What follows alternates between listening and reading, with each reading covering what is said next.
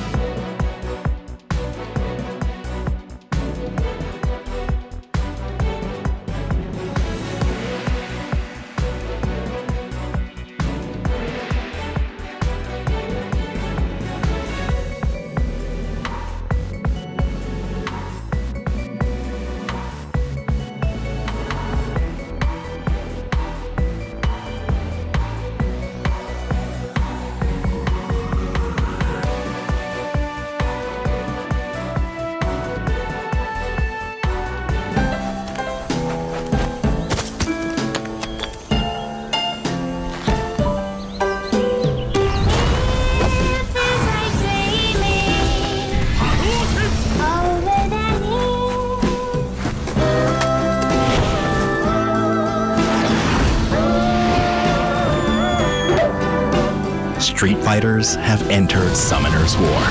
Unleash a new world of adventure. Summoner's War. 昇竜拳 Hi,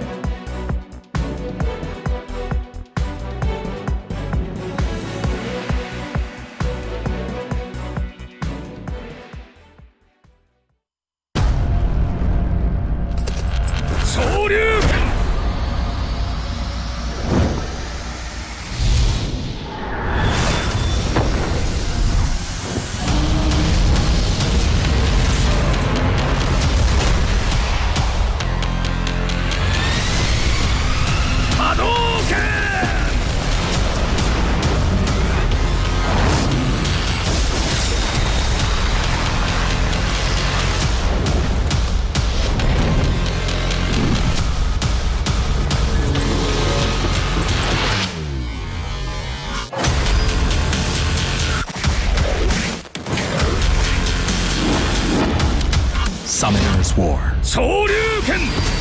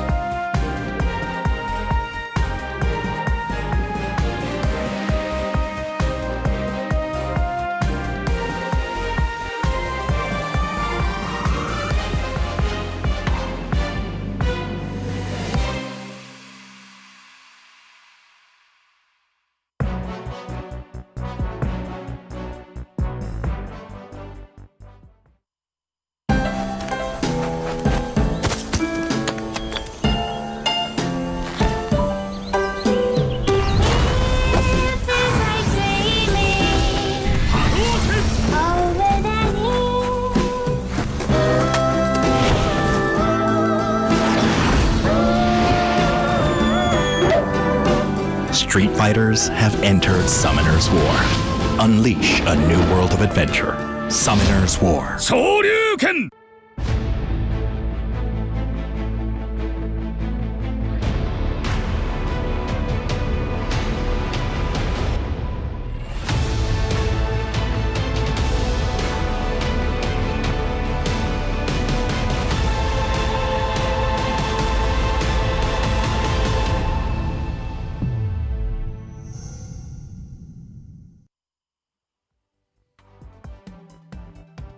Hello there, good afternoon, and welcome to the Summoners War World Arena Championship 2020 Europe Cup Preliminaries! Oh, this is going to be huge. This is massive. It's day number 2. I'm Adam Savage. I'm delighted to be your host here, and I'm joined by a couple of very handsome beast riders here on screen as well. My co-hosts. I'm joined by Ulti and DGP. Gentlemen, we're in for one cracker of a day, right, Ulti? Exactly. These matches coming up, they're going to be sick. So looking forward to today's matches. A DGP, dude, this is going to be absolutely extraordinary. Yesterday was brilliant. Today, I'm excited. Oh, I'm so excited. These games are going to be huge. Let's see if we're going to talk about them for the next couple of weeks. We certainly are. Now, of course, as well, guys, we're not here in person with you today, sadly. We are here in a virtual studio. We could try and like fist bump. Can we off screen here? You're on fist bump, guys. We're kind of like invisible fist bumps. Oh, wrong one. Sorry. That's weird. Okay, we're basically broadcasting from all over the world. I'm in London. Ulti's in Germany, and we have DGP in the Netherlands as well. So we're all over the world right now. Obviously, COVID-19 has really affected being there in person with you guys this year, but we are in this virtual studio. So thank you so much for being here. We're keeping ourselves, the players, and you guys safe. So this is what we have to do. This is what the situation we're in, but you can expect a lot of invisibility gags today. And that's the best part about all of this. A lot of invisible gags. Yes, today we had a fantastic day. Today we were exactly the same. Let's take a look at the way that the day is going to play out here. Already mentioned 16 players over the course of yesterday and today are battling it out. They are the top players in Europe from seasons 12 and 13 of Summoners War here, and 2 of them will advance today straight into the Europe Cup next November 7th. That's happening, as you can see on the screen there as well. Europe Cup, we have a prize pool of $20,000 in that prize pool, and if you get through then to the World Finals, you're competing for a prize pool, a total of $140,000. That is an insane chunk of change, Ulti. That is indeed an insane chunk of change. I don't even know what I would do with that much money, but these players definitely have that in their sight right now. I'm trying to get in some real Britishisms in this as well, DGP. I think a chunk of change is rather, or like a solid piece of cheddar. I could give you all these different colloquial. You're loving this, but it's a great tournament structure. We're going to see, some great players in this as well. Oh, definitely. We are going to see some awesome players. We're going to see the first match. Man, that is already huge. We have OBABO joining us today. We have a couple of other really strong competitors. I can't wait to see what they bring into the mix here. I mean, yesterday was fantastic. Today, I'm expecting even better. Let's take a look at the way the tournament actually works and the structure of this thing. We had the same thing yesterday, day 1. The same thing happens for day 2. Ultimately, we have 8 players competing in head-to-heads. If you win your head-to-head today, you go into the winner's bracket this afternoon. And from there will be 2 matches in the winner's bracket where 2 players will automatically go through to the Europe Cup on November the 7th. Exactly the same today, as I just mentioned. You know, we have 8 players battling it out. They are doing the same thing. We'll have 2 players at the end of the day, but the players who don't go through to the winner's bracket today and the 2 losing players for the winner's bracket will go through to next weekend, to next Saturday, where we're going to have our lower bracket playoffs as well. And players from there, we'll have 4 players who join our players from this weekend in that Europe Cup on November 7th. It is going to be an incredible day. As you already mentioned there, guys, some players here that we're all excited to see. I mean, OBABO's won, but our first match, as you said as well, DGP, I mean, we've got a real belter, a real beauty kicking us off today. Let's take a look at the bracket here as well. Ulti, this is yesterday's bracket. Felicity and Knight, Unarmed and Shen went through to the winner's brackets. Knight and Shen there. I mean, Ulti, were we surprised that Knight and Shen went through? I was a little surprised, but just a little, that Knight made it through. I was thinking that Billy, after that first game, had a really good chance, but Knight showed him how it's done, and he took 2 games in a row and made it through. Shen, we know that he's been in the tournament 3 years in a row, and this is not a surprise for any of us. Indeed. We also saw DGP, some players like Baus go out yesterday. We didn't expect that to happen, did we? Well, definitely not. And yesterday I think Baus got a little bit surprised by this bulldozer there, and an armed strategy, man, it was so good. Oh, so good. So good. He played it brilliantly. Let's take a look at today's matches, okay? These are the players you're going to see featured today. You guys are going to love this. Kicking us off here, we have SEIISHIZO versus ROSITH. We have SAPYN versus ZERPOLITA. Coming up is ISMOO versus ZHUJIK and SINSHEI versus OBABO. Ulti, tell me about this first matchup. Rosie, obviously last year's European Cup winner. This is a big first match to kick us off. Exactly, and before the stream had started, we were already discussing that this could very well have been the Europe Cup finals right here, the first match coming up, but it is just the first match of the day 2 of preliminaries. It's gonna be a doozy. Yeah, tell me more about the matches in between that we have as well, DGP. We've got SAPYN, ZERPOLITA, ISMOO and ZHUJIK, 4 very solid players as well. Yeah, really solid players. ZERPOLITA, obviously, yeah, last year he was the replacement player, but the year before he was also in the European Cup in the last 8. There's SAPYN, which is a new player for us in the SWC scene, but definitely not a new player in Europe. And then there's also, obviously, SINSHEI and OBABO and ZHU against ISMOO. Great matches ahead of us. I know, and I mean, SINSHEI OBABO, this is a player, OBABO particularly, that we're all very excited to see, LT. We know that he can bring so much to the table. You can count on him to bring some excitement into this competition as well. Indeed you can, and if I'm not mistaken, he is holding right now the number 5 spot globally in the current RTA season, and he's probably going to show us how he got to that point, and we also know that he has the tournament experience to back that up, and he's a very, very strong contender. He certainly is. And may I just say as well, guys, you're looking very sharp today. I love the way you're dressed. You look great. Let us know in the chat who wore it best. Let us know. We'd love to know. Yeah. No, I think actually you guys look brilliant. Okay, let's jump into the first match. Looking more in depth here. SEIISHIZO versus ROSITH. This is one that we've all been looking forward to here. These are 2 top quality players. I'm excited to see what they can do. I mean, obviously yesterday they probably have watched the action back from the plays that happened yesterday. Tell me first about SEIISHIZO, their LT. What are you looking forward to seeing from him?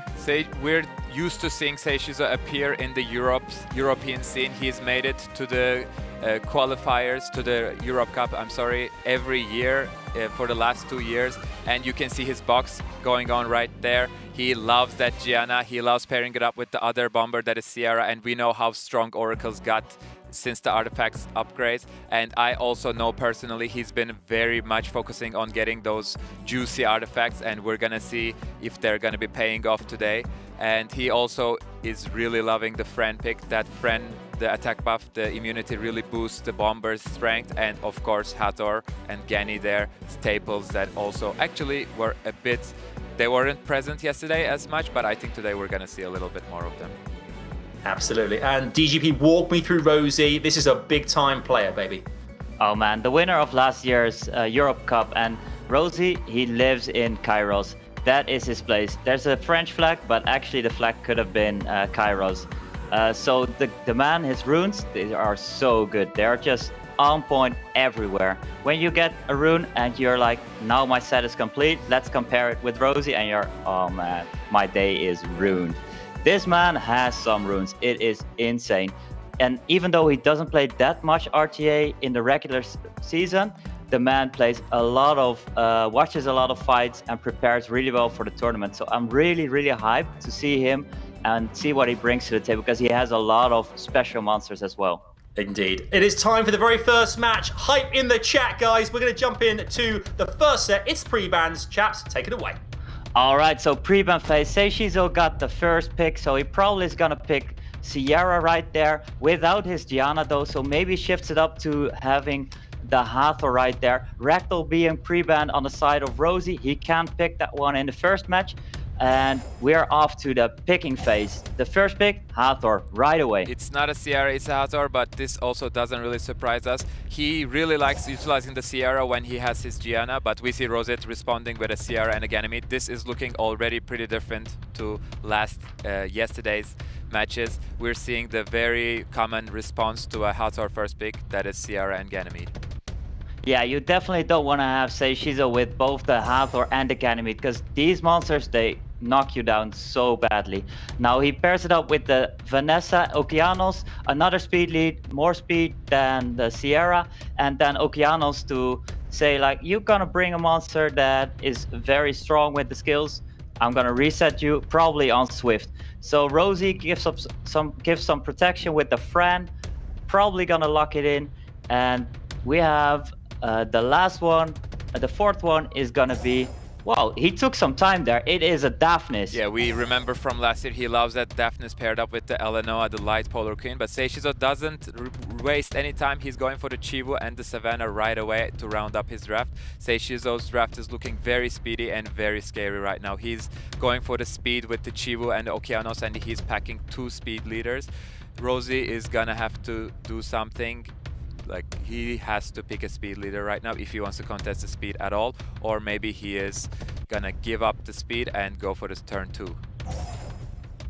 And Rosie definitely taking his time, picking up the Masha as the last pick, and SEIISHIZO picking monsters so quickly, it shows that he did his homework very well. He prepared these 5 monsters, he knew probably what Rosie was gonna pick, and he goes for the first turn. And with the Daphnis on the board on the side of Rosie, that can be very scary. So Rosie answers with the Masha, showing, okay, maybe you can take away my Daphnis, but there's still a lot of threat on the side of my Masha. And if you take away Daphnis, there's gonna be my second turn and onwards. Maybe with 3 monsters, it would still be very, very deadly. So here we go, the first fight of the day, SEIISHIZO against Rosie. Could be the finals, it is our first match. Yes. Who gets the first turn? It's probably gonna be the Okeanos. gonna be SEIISHIZO. It is the Savannah is moving even faster than the Okeanos, and she is off will. This is a very, very fast Savannah coming in from SEIISHIZO. I think the Okeanos will be following it up. This S2 is gonna be very crucial. Yeah, this second skill going on the Fran, being resisted though by the Hathor, moving, very nice speed tuning, and the Gani and the Fran are gonna be locked for a couple of turns. 2 turns sleep. There's the Daphnis not doing that much damage, but usually last year we've seen it being on a big violence set. And there, wow, it is already gone, this Vanessa. Yep. Third skill of the Savannah. Armor break on everyone. Okeanos doing a lot of damage. God, but missing that stun on the Masha, but that might not be so important. The Ganymede is going down. Okeanos has another turn. The team has the speed buff, so the Savannah will be lapping the enemy, and it's suddenly Tomb of Roseth's monsters gone from the table. Wow, what an explosive start of this prelim day today. So Rosie taking away the Vanessa pretty quickly, but there was so much damage on the side of SEIISHIZO with the third skill on the Savannah and Okeanos. This Okeanos has some really nice artifacts with the last skill, though doing a lot of damage. It works very well with these artifacts. And then also, this one was not on a speed HP build. There is some damage in this Okeanos. Definitely, and I now understand why the Savannah moved first. It was to set up that armor break for the Okeanos S3, and it worked wonders this game. Yeah, really giving some props on SEIISHIZO on this preparation, setting it up for the Hathor with 2 single target strippers. Wow, wow. I mean, you talked about SEIISHIZO's speed at the beginning there, but that was over lightning quick, Ulti. That was insane. That was indeed insane. We saw that Okeanos and Savannah, they were both off will, but who needs will when you have the speed that SEIISHIZO is packing on those monsters? Yeah, I mean, DGP as well, you mentioned that, you know, Rosie there, SEIISHIZO seemed to have a game plan from the get-go. How much is his experience there playing a big, and presuming the picks that Rosie's going to make there, impacting his decisions when picking his own lineup? Yeah, I think this was indeed a game of experience, where SEIISHIZO knows, okay, maybe Vanessa's gonna be nuked, but I have so much damage packed, I have so much control packed with the Hathor Okeanos. You can take away my Vanessa, I don't really care. And in the next fight, we're gonna have to see a lot of adjustments for Rosie. Okay, it's all on this one. Rosie has to win this to remain in the winner's bracket. Chaps, pre-bans, set 2. Let's do it. Yeah, I want to see Rosie taking away that Vanessa, maybe to be able to contest the speed, because he saw that Savannah and Okeanos were not on will, and he might be able to utilize that this game. That is a very good point. That is a very good point indeed. So last game, the speed leads got banned as well. So SEIISHIZO banned the Sierra on the side of Rosie, and the Chiwoo probably would move first, also being banned. And Chiwoo probably would move even before the Savannah. So that would already be a very big setup. So it was a good ban on the side of Rosie, but he was probably outdrafted already. We see a Sierra and the Hathor being pre-banned this game. We can see Ragdoll, we can see Gianna now. I think we're gonna see a Ganymede coming in from ROSITH, and he definitely doesn't want to give the Gianna Sierra combo to SEIISHIZO, so he chooses to pre-ban. He cannot pre-ban the Gianna this turn, so he's going for the Sierra. As predicted, Rosie is going for the Ganymede, and SEIISHIZO snags the Fran and Gianna that he loves so much. And wow, SEIISHIZO answers really quickly again. So he did his homework, and this is also showing to Rosie, putting pressure on him. I did my homework, you do your Ganymede, but I already knew you were gonna pick Ganymede. So this is a lot of pressure on the side of Rosie. Last year's winner, he has to show this, otherwise after, this is already match point for SEIISHIZO.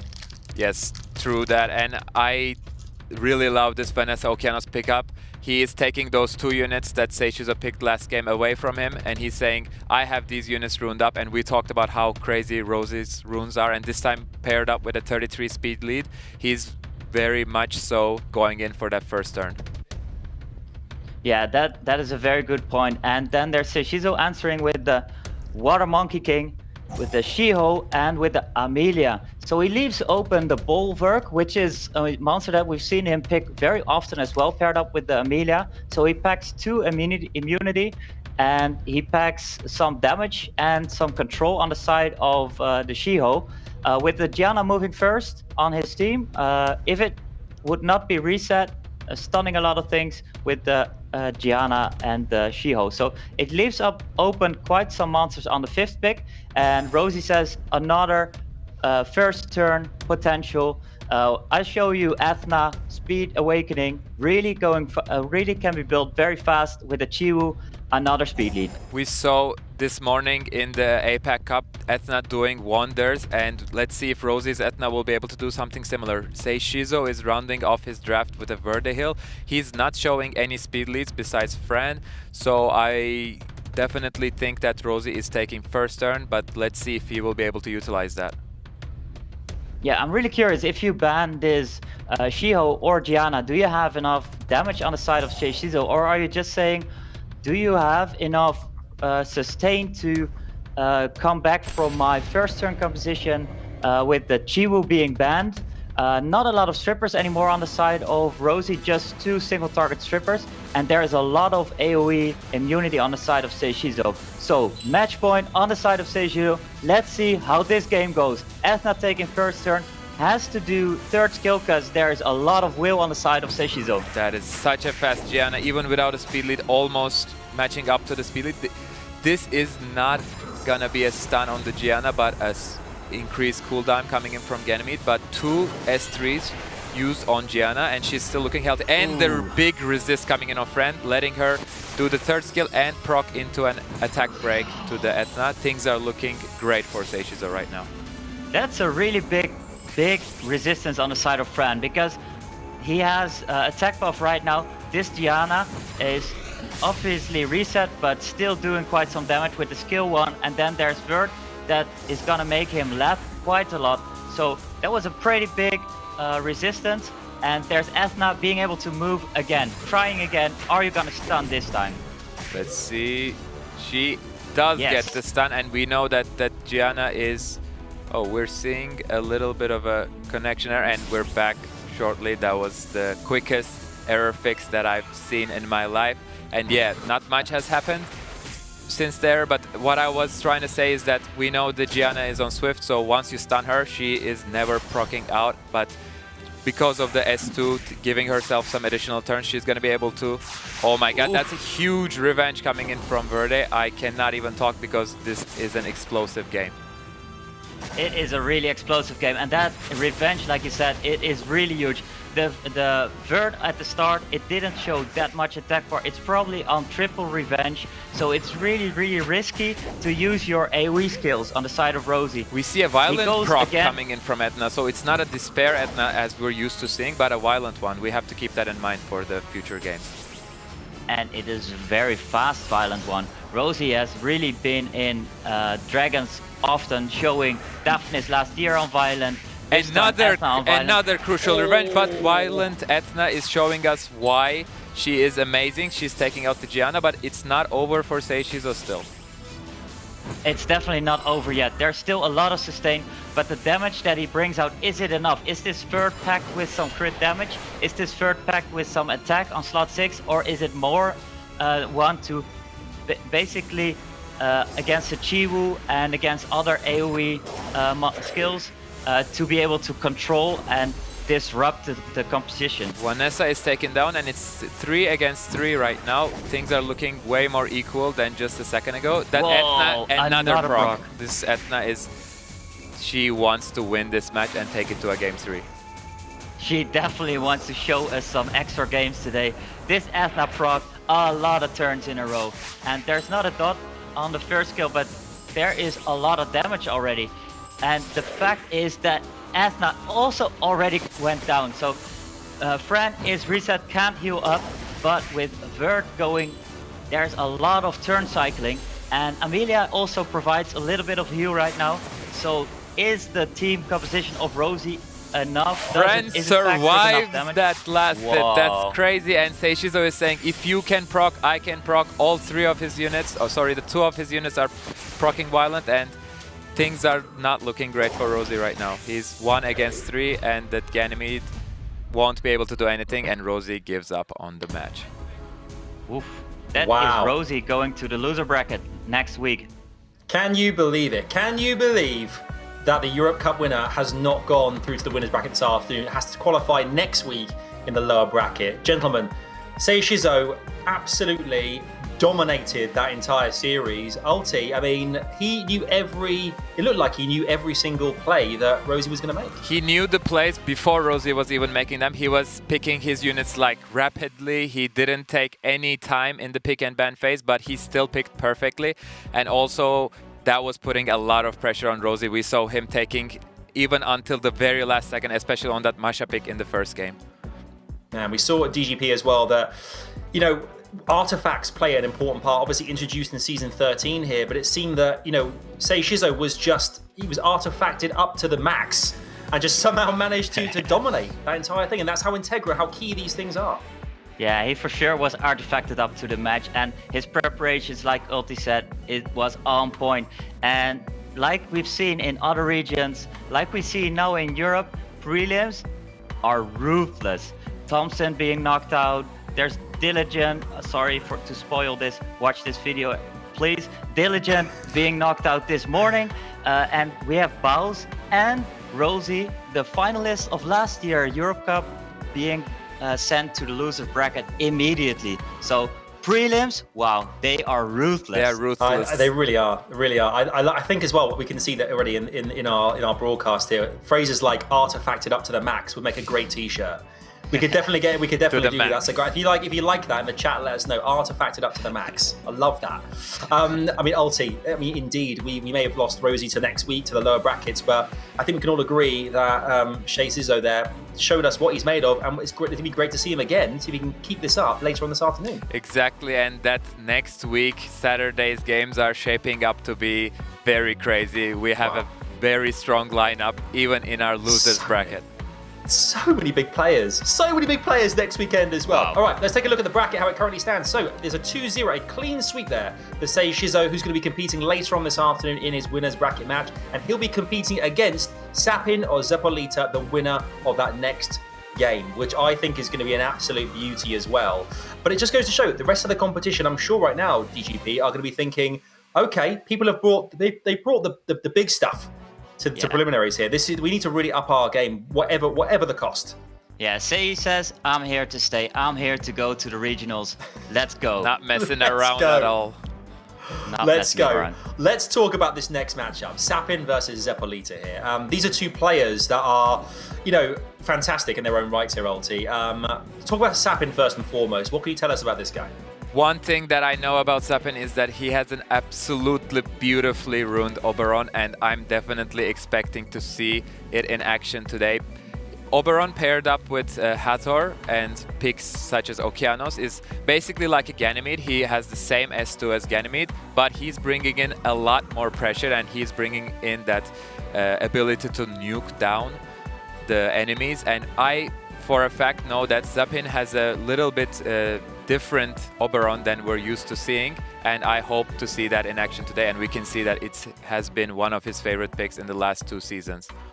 Yeah, we've seen over the last couple of days. We've seen that, you know, the last 2 days we've seen that people are bringing things to the mix here, bringing in their monsters that we're not used to seeing. And for the fans at home, for you guys, obviously you're loving seeing this because it's a rarity. ZERPOLITA as well, the Spaniard, the Spanish superstar. DGP, what's his playstyle like?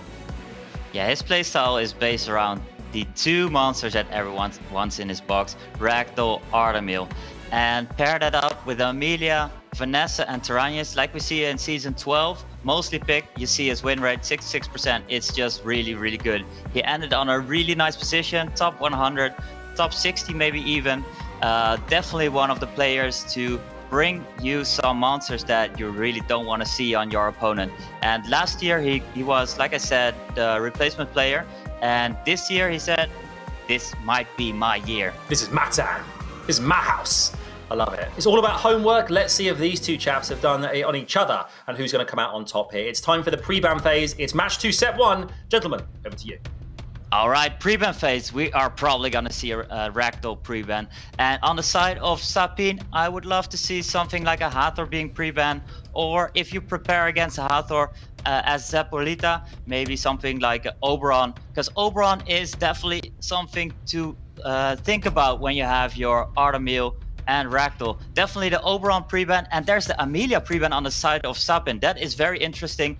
He says, I want to go crowd control against you. You are not going to take any turns. Yeah, and he says, I don't also care about your Ragdoll. I am prepared, and we know that Ragdoll is tuned down a little bit this year, and he's definitely ready for it. ZERPOLITA also not wasting any time, responding to that Hathor with a quick Ciara and Josephine. And we see, what are we seeing from SAPYN? We see flexes of unawakened level 1 LD net 5s. He's showing off a little bit. He said, these are monsters I'm not going to bring to the table this prelim. I don't even have to level them up yet. All my focus is on this tournament. And we also see Tyrannus being taken away from ZERPOLITA together with the Ganymede. Tyrannus, Ganymede also being very well synchronized together, and Hathor and Ganymede also. But the team together, let's see how the last 2 picks are going to go for SAPYN. We also saw ZERPOLITA picking really quickly, answering really quickly with the Hathor pick, with the Ciara and the Josephine. He did his homework, but now he definitely has to think about it. We see the first Antares of the tournament, and last year he has made a huge impact, especially in the World Final stage, and this is the first time we're going to be seeing him. But SAPYN is quick to answer that with a Bulwark, quite possibly. The Bulwark is going to be a great pick against the Antares and the Josephine, meaning that he will most likely let those 2 units through.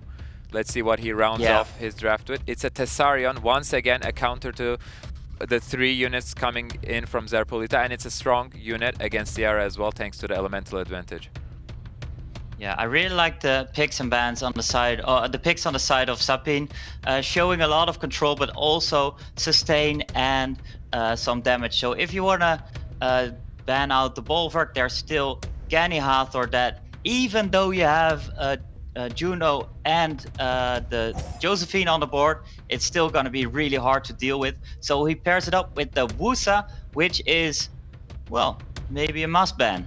That could be a must ban, but it also kind of signals that Bulwark might be taken out of the game, but that would leave the Gany Hathor combo up, and we know how much of a pain that can be for ZERPOLITA. Yeah, that is a very good point. It is quite hard to be in that stretch. So there is indeed the Wusa pre-ban, and there is a Tessarion ban on the side of SAPYN. So what we're gonna see is Genny Hathor action, and we are all very excited to see some Genny Hathor action. Is this Josephine, is this Juno, together with the Antares, enough to deal with this? And seeing last year's World Finals, it was Antares, powered by Google Play. We're gonna see Antares the same way or not. Oh my god, that is a very speedy Juno. We usually see Junos a bit slower than Ganymede, even though she's paired up with a 24 speed lead. It's still very, very respectable that she is outspeeding. Oh wow, there is dots on 3 monsters right here. Probably, is it a Swift Juno, do you think? Or maybe it's on the spare, but definitely taking first turn and setting the team up. It is a very fast team on the side of ZERPOLITA. Having the Sierra being able to take away, or at least stunning the Genny right here. He does get the stun. Then the Hathor here with the third skill and sleeping everyone, waking up the Josephine. Yes, exactly. And Bulwark is on max stacks, but he is sleeping right now. The Genny proc can be huge. Will he choose to reset the Hathor? Yes, of course he does. And we see Taranis landing a crucial stun on Josephine. Josephine will have 2 more cooldown on her S3 thanks to that stun. Never mind, I take it back. There's some huge procs here again. So we saw the Despair proc on the Juno, which is a pretty big one, and then also some damage on the Juno, because that is artifact-based Juno. Not that much, it was 1k per hit, but it wasn't pre-artifact Juno anymore. And 1k per hit might signal that it could be a very, very tanky Juno, and we saw how fast she was. You can see that she's cycling turns and not letting the enemy team take a turn, and this Ganymede is done. Wow, the Ganymede is already done. That is some very fast runes on the side of ZERPOLITA. With the Josephine and the Juno and also the Sierra being faster than the monsters of SAPYN, still packing up some Violent set and a Despair set, so definitely well-runed monsters right here. And a proc from Josephine. She lands the stun in the second try. That is a huge one. The Bulwark is having a very sad game so far. He hasn't been able to take a single turn, even though he's at max stacks, and this is gonna be his first turn. Choosing to go for Josephine, taking 50% of her HP and giving it to his allies. That puts all of his team back in full HP, but it's still ZERPOLITA's speed showing up. And this Josephine is a crazy one. She is taking 2 turns almost every turn. Yeah, she is. And what is also a very unhappy monster right here is the Antares, because SAPYN is just not taking a lot of turns, which means Antares is not getting a lot of turns with his passive. Here he gets the first one. It is a violent Antares, very interesting, and it already got a first proc. And with the speed debuff on the side of Taranis, that Taranis is not getting a lot of turns. Yes, ZERPOLITA is taking a page out of Lest's book. We saw Lest with the crazy high efficiency violent Antares last year, and it brought him the victory in the where it mattered the most, in the World Finals. And that Taranis has lost his first life and soon might lose the second one.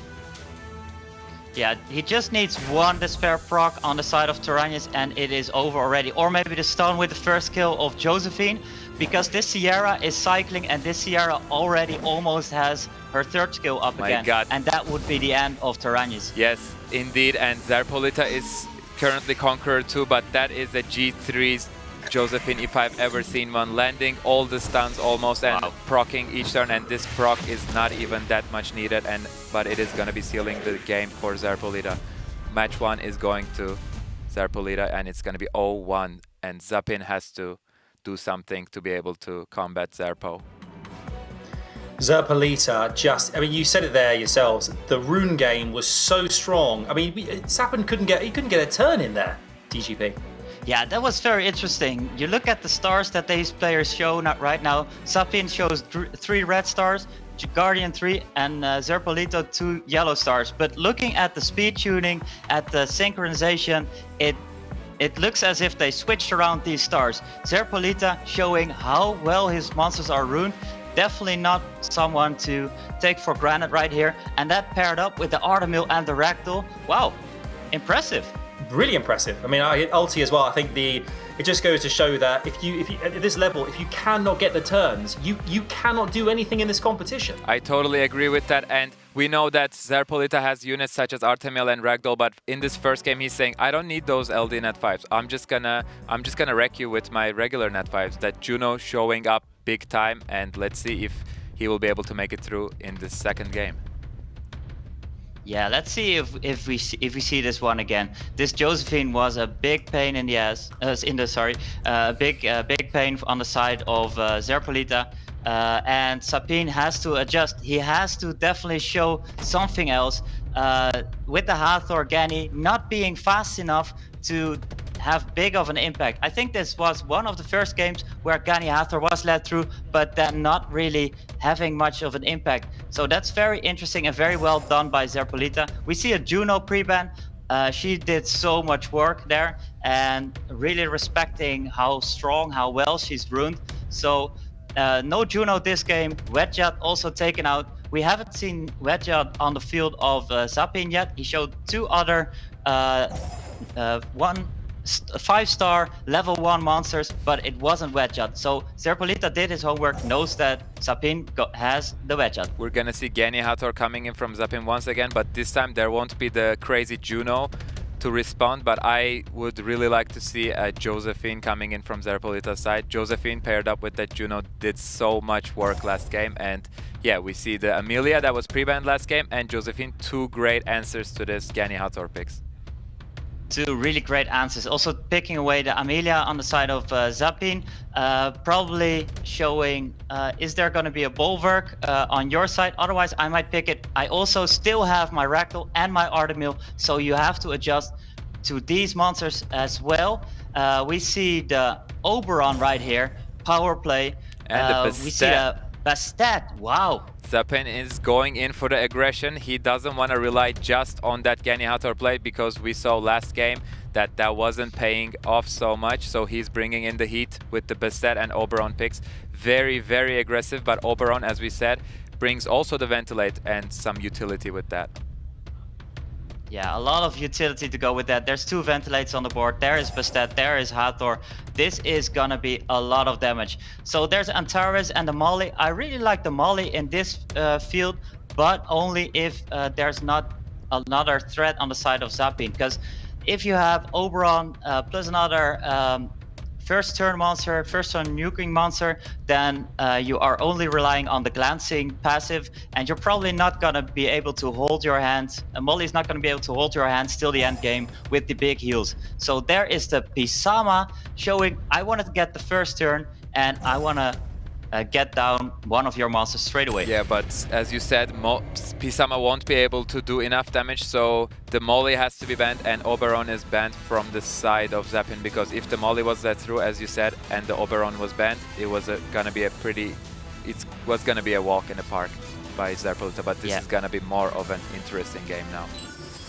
Yeah, this is looking like a really interesting game. And are we gonna see so much speed difference again on the side of ZERPOLITA? Again with Amelia taking first turn, now going to human form, and he doesn't get the freeze on the side of Bastet. So Bastet moves, Hathor moves, there is the first sleep on the side of Sierra.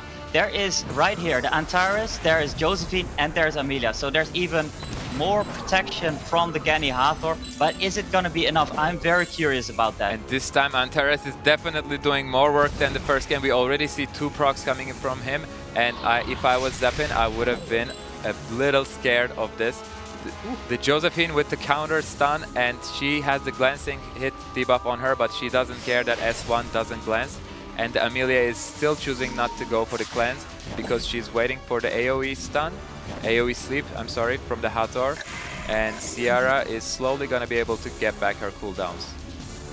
Yeah, she is, and what is huge in this situation is this Amelia being so fast. This Amelia outspeeding both the Gani and the Hathor, making sure that she's able to put up this immunity, making sure that this Hathor third skill always gonna look at these blue markers of immunity, not having that much impact. There is slow, there is stunts on the side of ZERPOLITA. it's gonna be hard for SAPYN to get back from And this. the proc to put salt on the injury of SAPYN. And Ciara suddenly has all of her cooldowns back. She's gonna be able to detonate the bomb. And ZERPOLITA's Josephine once again popping off with another proc. She has the passive, she has the S2, but she's choosing to try a stun on the Hathor, which is failing. Yeah, this Josephine does so much work, gets so many turns. God, that and Yanni wow. explodes, and that violent proc is something you didn't want to see. No, you didn't want to see there. And there is, my monster is sleeping, but with the Amelia, I don't want that. And also, my Ciara was sleeping, but you know, I'm gonna just take the passive of Pisama. You're gonna wake up my Ciara. Yeah, exactly. It's gonna be turnaround on the field. ZERPOLITA So, using the Pisama of his enemy to his advantage. That was a great play and a very solid 2-0 coming in from ZERPOLITA. Really solid 2-0. ZERPOLITA saying, SEIISHIZO, you showed it, I show it as well. We have 2 2-0s on the board and we're gonna fight each other next round. By the power of Grayskull. I mean, ZERPOLITA is like a steam train, like a freight train. It can't be. I mean, he just seems so well prepared. I mean, Josephine, how many turns can a unit have there, Ulti? That Josephine was very crucial, but this match, the most important unit, I think we all can agree, was that Amelia. She was once again off will. I'm pretty sure it was a swift Amelia and taking the first turn and denying the entire team composition of his opponent. I mean, SAPYN didn't really seem in the game at all here, DGP. I mean, does it come down to preparation? Does it come down to runes? What do you think really won it there for ZERPOLITA?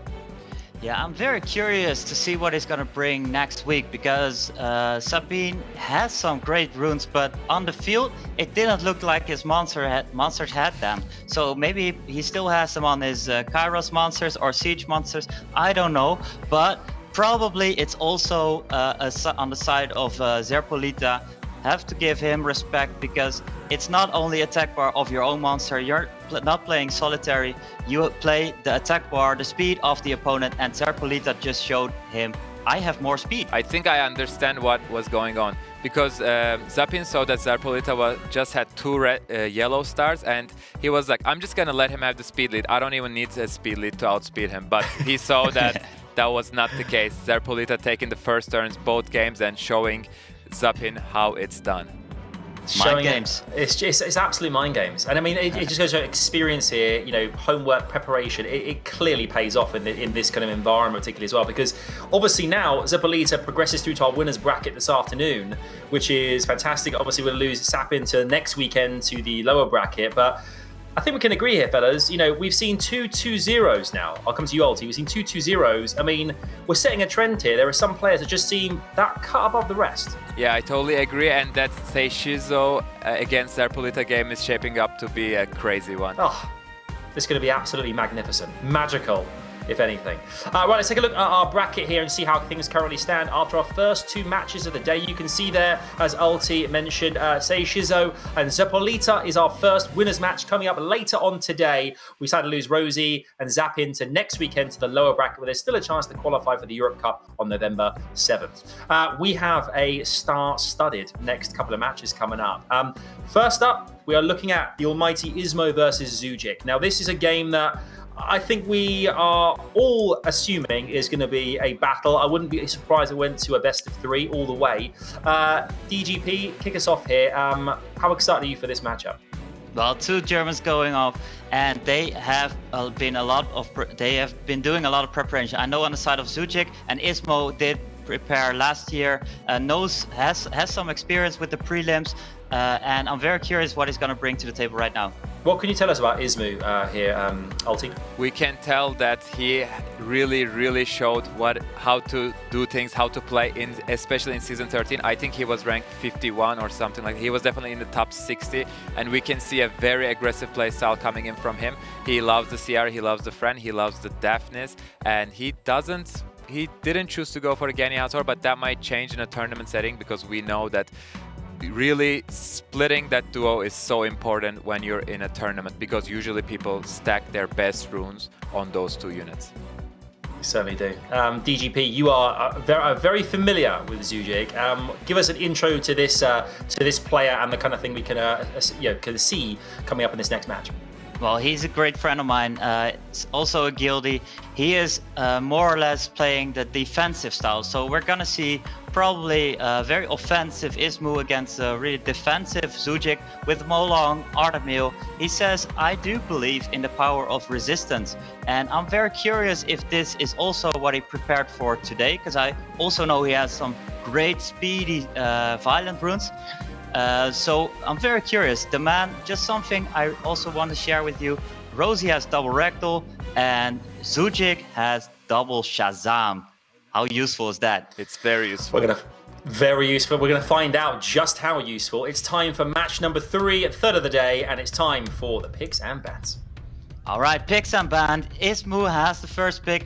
Probably gonna be able to get this either Sierra or well, maybe Fran or something. I'm very curious about that. There's an Okeanos pre-ban on the side of ISMOO. There's Artemil taken away from ZHUJIK, which is quite clear. This Artemil is something that you don't want to deal with.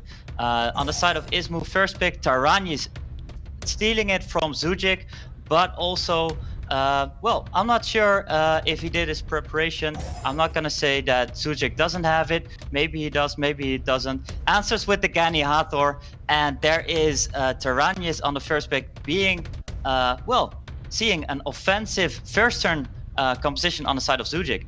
Yeah, that's absolutely correct. And just as what we were talking about, these players showing different picks than what we're used to and what we saw in their player cards, and ISMOO choosing to go, just as I was saying, that he's going for his trusted Sierra and Fran. And Fran is a great pick. You need some immunity against Ganiator, especially if you're gonna let both of them through. And let's see what ZHUJIK will be responding with. We see a Savannah, a very popular pick here in the European preliminaries. And the fourth pick will be, I want to see something other than a wind unit. That is a Harmonia that ZHUJIK loves so much. It is not a wind unit, it is Fire Triana. It is Harmonia right there. So very, very aggressive playstyle on the side of Zoo, but also giving the Harmonia, which is a little bit more protective. Maybe he shows his Molong that he usually picks very early. Maybe he sets it up for that, but also some protection against Sierra bombs. And there is the answer on the side of ISMOO with Velajul and Ethna saying, okay, you don't have that much protection from Arbor Break, from Sierra Bomb. Let's see, do you have another immunity on the side of ZHUJIK? I think that would be the best idea. I think they're looking a little scary for ZHUJIK. He doesn't have that much stripping potential, and he's going with an AoE stripper Juno. That will most likely be the ban coming in from ISMOO, as he is packing 2 cleansers, actually sorry, 1 cleanser and 2 immunity boosters. It's a great draft coming in from ISMOO, and ZHUJIK rounds up his draft with I think one of the most perfect picks that he could have gone for there. Yeah, this Juno, also with the artifacts, can do a lot of work and is taken away together with the other Oracle. Sierra, we're not going to see her. So on the side of ZHUJIK, he shows some big crowd control, but there's a lot of answers on the side of ISMOO with the Fran and the Velajul. There's not a lot of strips on the side of ZHUJIK, so that might be a problem. But then on the other side, we see an Ethna against Harmonia. I don't really like the Harmonia in this composition. So I also don't like it, but we see an off-will, very, very fast Hathor, and oh my. Oi. Indeed, and he's missing both of the sleeps, getting Fran's attack bar down, and once again a resistance on Fran's attack bar, but she was already at 0. That Hathor first turn wasn't that impactful, but Gani manages to proc into a ventilate, and Hathor will be able to do that once again. Except she won't, because the Sanctuary is coming in here. Yeah, so actually it didn't matter that much if these monsters were going to sleep, because the Hathor just had to push back the attack bar on these monsters, and the same role as Ganymede actually fulfilled. But there is resistance checks on the side of ISMOO, like playing the Uno card against ZHUJIK reverse, reverse. And then we have Athena. Is she gonna strip? Yeah, she's gonna strip. She's not gonna stun this Hathor. But things are looking great for ISMOO. He's very confident with his units all on immunity, but those procs might end up hurting him more than helping because 2 of his units are on 1 turn immunity only, and the friend is going to sleep now. Yeah, the friend is going to sleep. If this Velaju procs out of the next immunity, if he procs we see a back huge into... resist though coming in from Ethna, and that is a Nemesis Ethna if I'm not mistaken. Yeah, that is a very big resistance. So this Ethna is packed on a lot of resistance or a little bit on the lucky side. There is gonna be a 3rd skill maybe. You can provoke. Yeah, there's gonna be provoke on the Ganymede, not on the Hathor, but on the Ganymede. And there's the spare Ethna, double the stun. spare Nemesis Ethna, 2 stuns. Yeah, this Ethna is doing in some work right now. She only gets 1 defense break, but it's not that important because you can just focus on that 1 unit, and this is going to be a huge hit coming in with the defense buff and the defense break, and that is a dead Hathor. That is a dead Hathor, and while the monsters of ISMOO are now vulnerable, that is obviously the defense buffed monsters, and Savannah didn't pack enough attack to defense break them. So on the side of ISMOO, there were some lucky resistance procs, but then again, the composition is just a great counter to the composition that ZHUJIK brought to the table. Yeah, it's a super strong composition, and that Tyrannus pick is great. He has the damage, he's bringing in that defense break to counter the Savannah 3rd skill defense break, and also it synergizes so well with Velajul. We see Ethna once again going in for the Shadow, get another stun on the Savannah. The Savannah is gonna be gone from the game very soon. Yeah, gonna be gone from the game very soon.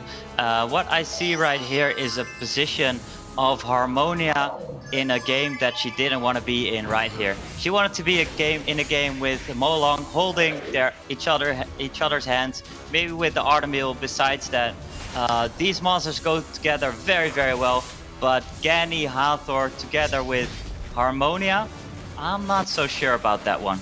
Totally, I agree with that statement. Harmonia, as we can see, is full on HP and not doing much, and right now ZHUJIK probably knows that he has lost this game and thinking about what he can do better for the next draft. But we know that he will be having that Artemiel, and maybe he has a more confident pick, confident team building coming in. Maybe we will see the Molong, Harmonia into Artemiel. This is a proc coming in from Geni, but it's a little too late.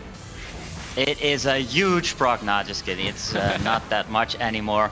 It is the end of this game. We're just playing it out, thinking about next game. You gotta go back to your notebook. You bring your Harmonia. I think he another huge was proc looking at coming in from another huge proc. Maybe this Harmonia. He looked at the wrong line of his notes. He thought, okay, next game it's gonna be a Harmonia game. Oops, that was next game, right? Not this game. Yeah. This Harmonia is going down pretty quickly right now. Totally. And that Ganymede is like, oh wait, I forgot to proc. Let me just make up for it, but it was a bit too late. it just, I mean, it was a bit of a whitewash there. We saw from the very get-go that ISMOO just seemed to have a counter for everything that ZHUJIK was bringing into that match. I think the Juno going out with the artifacts was a big decision, a great pre-ban there coming in from ISMOO, Ulti. Yes, totally, and we can see today Europe Cup preliminaries, Day 2 players are showing us how to deal with Geni Hathor. 2 games in a row we've seen Geni and Hathor paired together, which is a rare sight to begin with, but they're both of the times they're very much so dealt with, and that Tyrannus pick also to round everything up was so great against the Savannah and with the Velajul. Yeah. For sure. I mean, ZHUJIK there didn't seem to have the strips, the damage that he could actually really impact on the game there. What can he do now? What can he get from his notebook here, DGP, to stay in this competition?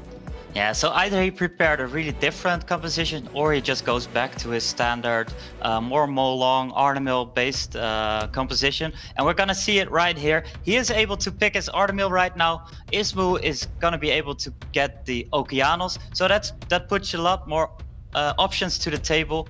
What are we gonna see as bans? Maybe a Velaju on the side of ISMOO if he wants to go for a little bit more action with the Geni Hathor, or maybe a Fran. I think Fran wouldn't be that that bad of a decision as well. Yeah, Velajul, as you just said, 2 immunity boosters are they're gotten rid of in this game, and we're not gonna see as much immunity, and ZHUJIK is, I'm sure, very happy about that. Yeah, but the Amelia is also one of his really standard picks. Amelia Bolver together with Molong, Harmonia and Artemil. That's something that we see quite often, highly stacked up with resistance, but ISMOO prepared this, seeing the Amelia and pre-bans it. So there's Vanessa on the side of ZHUJIK, says, all right, let's contest this first turn. There's Sierra Fran on the side of ISMOO. Still no Ganymede Hathor. They have listened to you, Ulti. They are being dealt with very appropriately in this Europe prelims. Yeah, totally, and I agree. We can also just call them Honey. I'm really liking that name. Will we see a Honey coming in from ZHUJIK? No, he's opting to go for a Savannah and the Molly once again to answer ISMOO. All right, the Molly. That's quite an early Molly against Sierra. A little bit interesting. I hope that this is going well for him. Savannah and Vanessa. So at first he says, I want to take first turn and I'm going to do a lot of damage, a lot of control on your side. But then also with the Molly, I'm not so sure about it, to be honest. But let's hope he prepared well, proves me wrong. There's a Vigor and Okeanos on the side of ISMOO. Going for a lot of cycling and getting a lot of turns. He definitely doesn't want to let the Vigor Molly combo that we all know is so scary through to ZHUJIK. And once again, we discussed this a lot, DGP. We don't like seeing Molly picked so early because, as you can see, ISMOO can bring in some defense breaks, some high damage. Oh my god! The Bay! The Bay coming in. Oh, the Bay! I love the Bay. He shows the Bay, and the Bay, he picks it. Is this gonna be another LD Net 5 that is not seen so often in the meta? Oh, he also has the Julian. That is really interesting. We didn't and maybe know even that. a good pick in this position. Oh no, didn't know that he as was well. just flexing. He goes for the Taranyas, not going for the shiny stuff, but going for a little bit more synchronization into his composition. So this Debay, what Debay does basically is his third skill does a lot of damage. Basically, if you don't have that much heal on your side, AoE heal, and there's another monster going down on the side of Debay, there's another try to do the third skill, doing again a lot of damage. And also because the second skill scales well with lowering the HP, if you do third skill then proc into second skill, that most likely is a monster that is going down. So that's quite a lot of pressure on the side of the Bay, but then also pairing it up with the Molly and the Artemil. And I am very curious how this game goes. I'm very happy to see the Bay. I love these picks, but not as much as DGP, guys, because you can see how excited he is. He is a Debay user himself, and he is gonna be maybe learning a little bit of how to use it from ZHUJIK. Oh yeah, definitely. So there's the first turn going in for ISMOO. Even though there's a speed lead advantage on the side of ZHUJIK, there is a second skill, opening with the second skill with the Bay. So this Fran already lost half of the HP. That's quite a lot of damage. This is definitely a crit damage to Bay. Sierra, very open. So there's the Artemil. Got a huge bomb. That is a huge damage. Yeah, that is huge damage, and there is a resistance on the side of Sierra. That is big as well. So there's protection from the Vanessa taken away by the passive of Tessarion. Is this Artemil packed with enough resistance to resist this third skill, this shred? And there is double glancing, so it's not a lot of damage, and Fran is able to heal, but Arda is also being able to heal thanks to the Molly and her second skill. See a big nuke coming in from Debay, chunking the Sierra and the Fran almost down to 50%, and as you said, Arda will be able to heal back up, and this is looking very, very even right now between the two players. This is looking very even, and Sierra already detonated her bomb, but Molly also already used the second skill to get rid of the Oblivion on the side of Vanessa, so she cannot cleanse this bomb straight away. There is a resistance on the side of Molly for the Oblivion, so she's still able to heal a lot, and we're gonna see a really big nuke on the side of the Bay coming up. Yes, indeed, and that is a big proc coming in from Vanessa. with the branding on Sierra, she'll be able to dish out a lot of damage, and that Sierra is looking like a big target for this debate. Yeah, even if if Fran procs right here, then still the the Bay would be able probably to kill this Fran. So it would be switching targets right here. The Oh Bay, my God, Sierra survives. That is actually but perfect. That is indeed perfect. And Tessarion, let's see if he will be able to make use of this. The Molly S2 is coming up shortly. If she gets one more proc, she'll be able to cleanse the bombs. So Tessarion is still going in for the Vanessa, even though there's a bomb on her. Oh my God, that's a This huge... Tessarion says, I want to see some more of this skill 3 action of your debate. I'm gonna proc every turn and put some Oblivion on the side of Artemil. Artemil, we've seen enough turns on the side of, enough revenges on the side of Artemil in the previous SWCs. Don't want to see that too much, but I'm taking out your Vanessa, so your third skill is up again. Now, right here we see already shredding off, no, not shredding off the Oblivion yet. So this is a lot of damage on this Artemil, but also Molly being able to hold hands with the Artemil. That's a lot of heal. And he chooses to go for the debate. Once again, a huge proc. That's going to be a dead debate. I'm pretty sure that's 26k nuke without an attack buff. That's huge. That is a huge Tessarion. Proc 3 turns in a row, setting up a lot of attack defense breaks for himself because he procced himself as well. This figure was resisted, I think, twice with the third skill. And Tessarion says, no, buddy, I got you. Will he be going for the Artemil? Yes, he is. And he gets the Oblivion once again. Does this Artemil not have any resistance, or is ZHUJIK just that unlucky? Oh, and also counter right here. Got resisted though on the side of Artemil, so no 2-turn Oblivion, but just 1 turn. And Molly proccing a little bit, so she gets her. Oh my God, the but the revenge proc set actually is was huge. very bad. The revenge set is huge, and I love ISMOO's play. He's attacking a little bit on both. Oh my God, this Tessarion is crazy. Wow. This Tessarion is crazy. Wow. I got you, bro, ISMOO. I got you. Wow. So a funny fact about ISMOO, while this game is already over, ISMOO dropped out last year, got LD scroll from Counter-West because the losers that drop out get a very small pack, and then he got a Fermion out of that last year. So, wow, Boys. that was... That 26k nuke coming in from Tessarion was everything, man. That was the game changer. Ulti, that was it. That was it. That was crazy, and we don't see Tessarion that often in RTA, but he's slowly getting back into the meta with all these heavy passive-based units, and ISMOO is showing us how much he loves these Ifrits. We also know that he loves the light Ifrit, but this time he's going for the Tessarion, and we saw a beautifully runed Tessarion carrying himself to victory.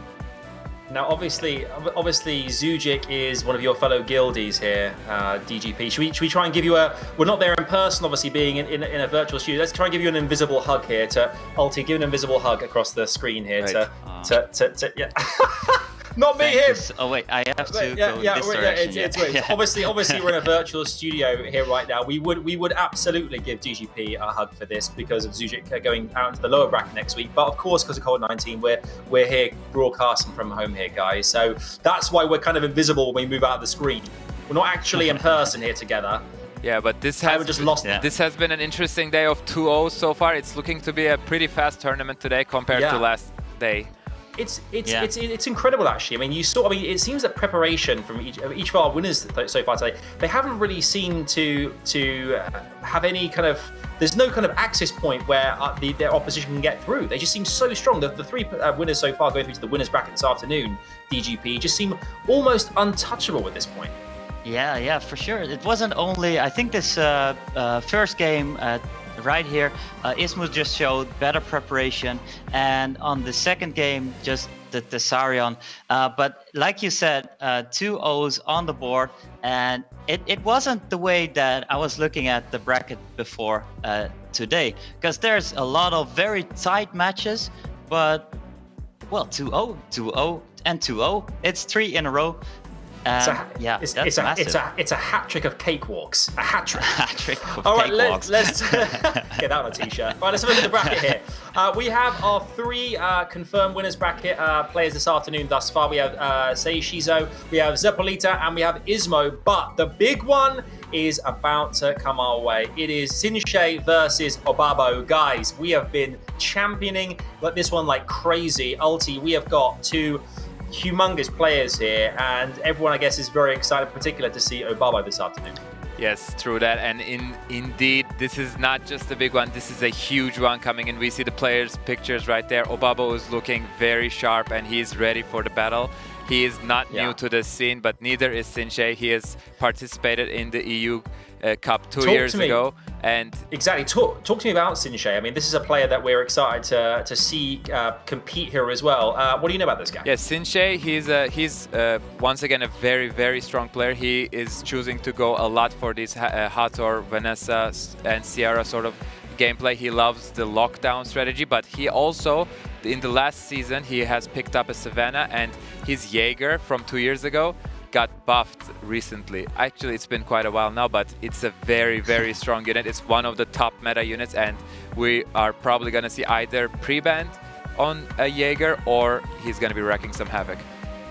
Indeed. I'd like to see wrecking some havoc. That's the fun stuff. I want to see that stuff. Totally. Talk us through as well. OBABO, the Swede here, the guy that we know so. We all are looking forward to seeing compete in PGP. What can you tell us about his line, what he's bringing to the table today? Well, just like SINSHEI, OBABO is a big streamer, and he streamed most of his matches up to almost a month ago, where he said, okay, right now I'm just going to prepare for this moment, for the prelims right here. And just like you said, SINSHEI had his Jaeger being buffed bigly. OBABO had his hand being buffed very bigly. So that is going to be very, very big in this position. These 2 monsters, they are very key. And OBABO, like Ulti already said, is a top 5 player at this moment. So this meta is the meta that he really knows. And the metas before, he created some of that. The Verdehill, the Fran, some of these monsters that quite a lot of them came from OBABO. So right here we are in the pre-ban phase. OBABO got the first pick, so we're probably gonna see, like Ulti said, Jaeger pre-ban and maybe a Han as well. Yeah. Yes, you're absolutely right. First game is always going in for those LD net 5 bans if your opponent has one, and if you're scared of that, that is a very, very safe way of looking at it. And OBABO has the first turn. I think he's going to be going with the Hathor. Yeah, and we probably see a Gani and the Ciara response coming in from SINSHEI, or he might choose to pick up the Wind Beast Rider that OBABO also has been utilizing for the last couple of months. Yeah, that is a very good point. SINSHEI definitely taking his time, picking up the Ganymede indeed, but then pairing it up with the Vanessa, saying, I just want speed. I really want speed in this composition. OBABO, we've seen him also pick up a Chiwu quite frequently. Chiwu, maybe Savannah, those kind of monsters is what I'm expecting right here. Ciara also with definitely a good idea. Ciara is so good in this meta, and OBABO has her runed up really, really well. Yes, and he's choosing to go with a friend. Last year we saw a Swift friend coming in from him. We're gonna see if he chose to go with a violent set this year, or if he's still packing a very fast friend to pair up with those units to save himself from the crowd control units coming in, such as Okeanos and Ganymede. Yeah, so right here we see 2 compositions that go really well. That would go really well together, but also are paired up right now against each other. So we have the Chiwu right here. Maybe they are still not picking these Beast Riders because there is an option to put Leo on the board.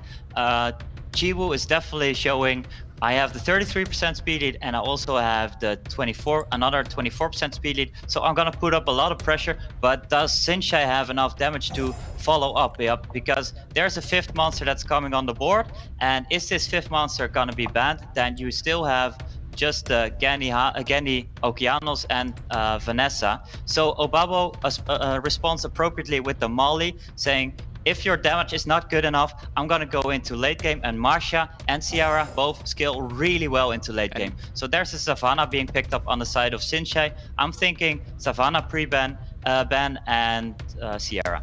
I'd like to also maybe see a Chiwu pre-ban coming in from OBABO, because that first turn into a Chiwu Okeanos Gani lockdown is pretty scary, and I think SINSHEI now at this point has to get rid of that molly, otherwise he won't be able to deal enough damage to OBABO's team.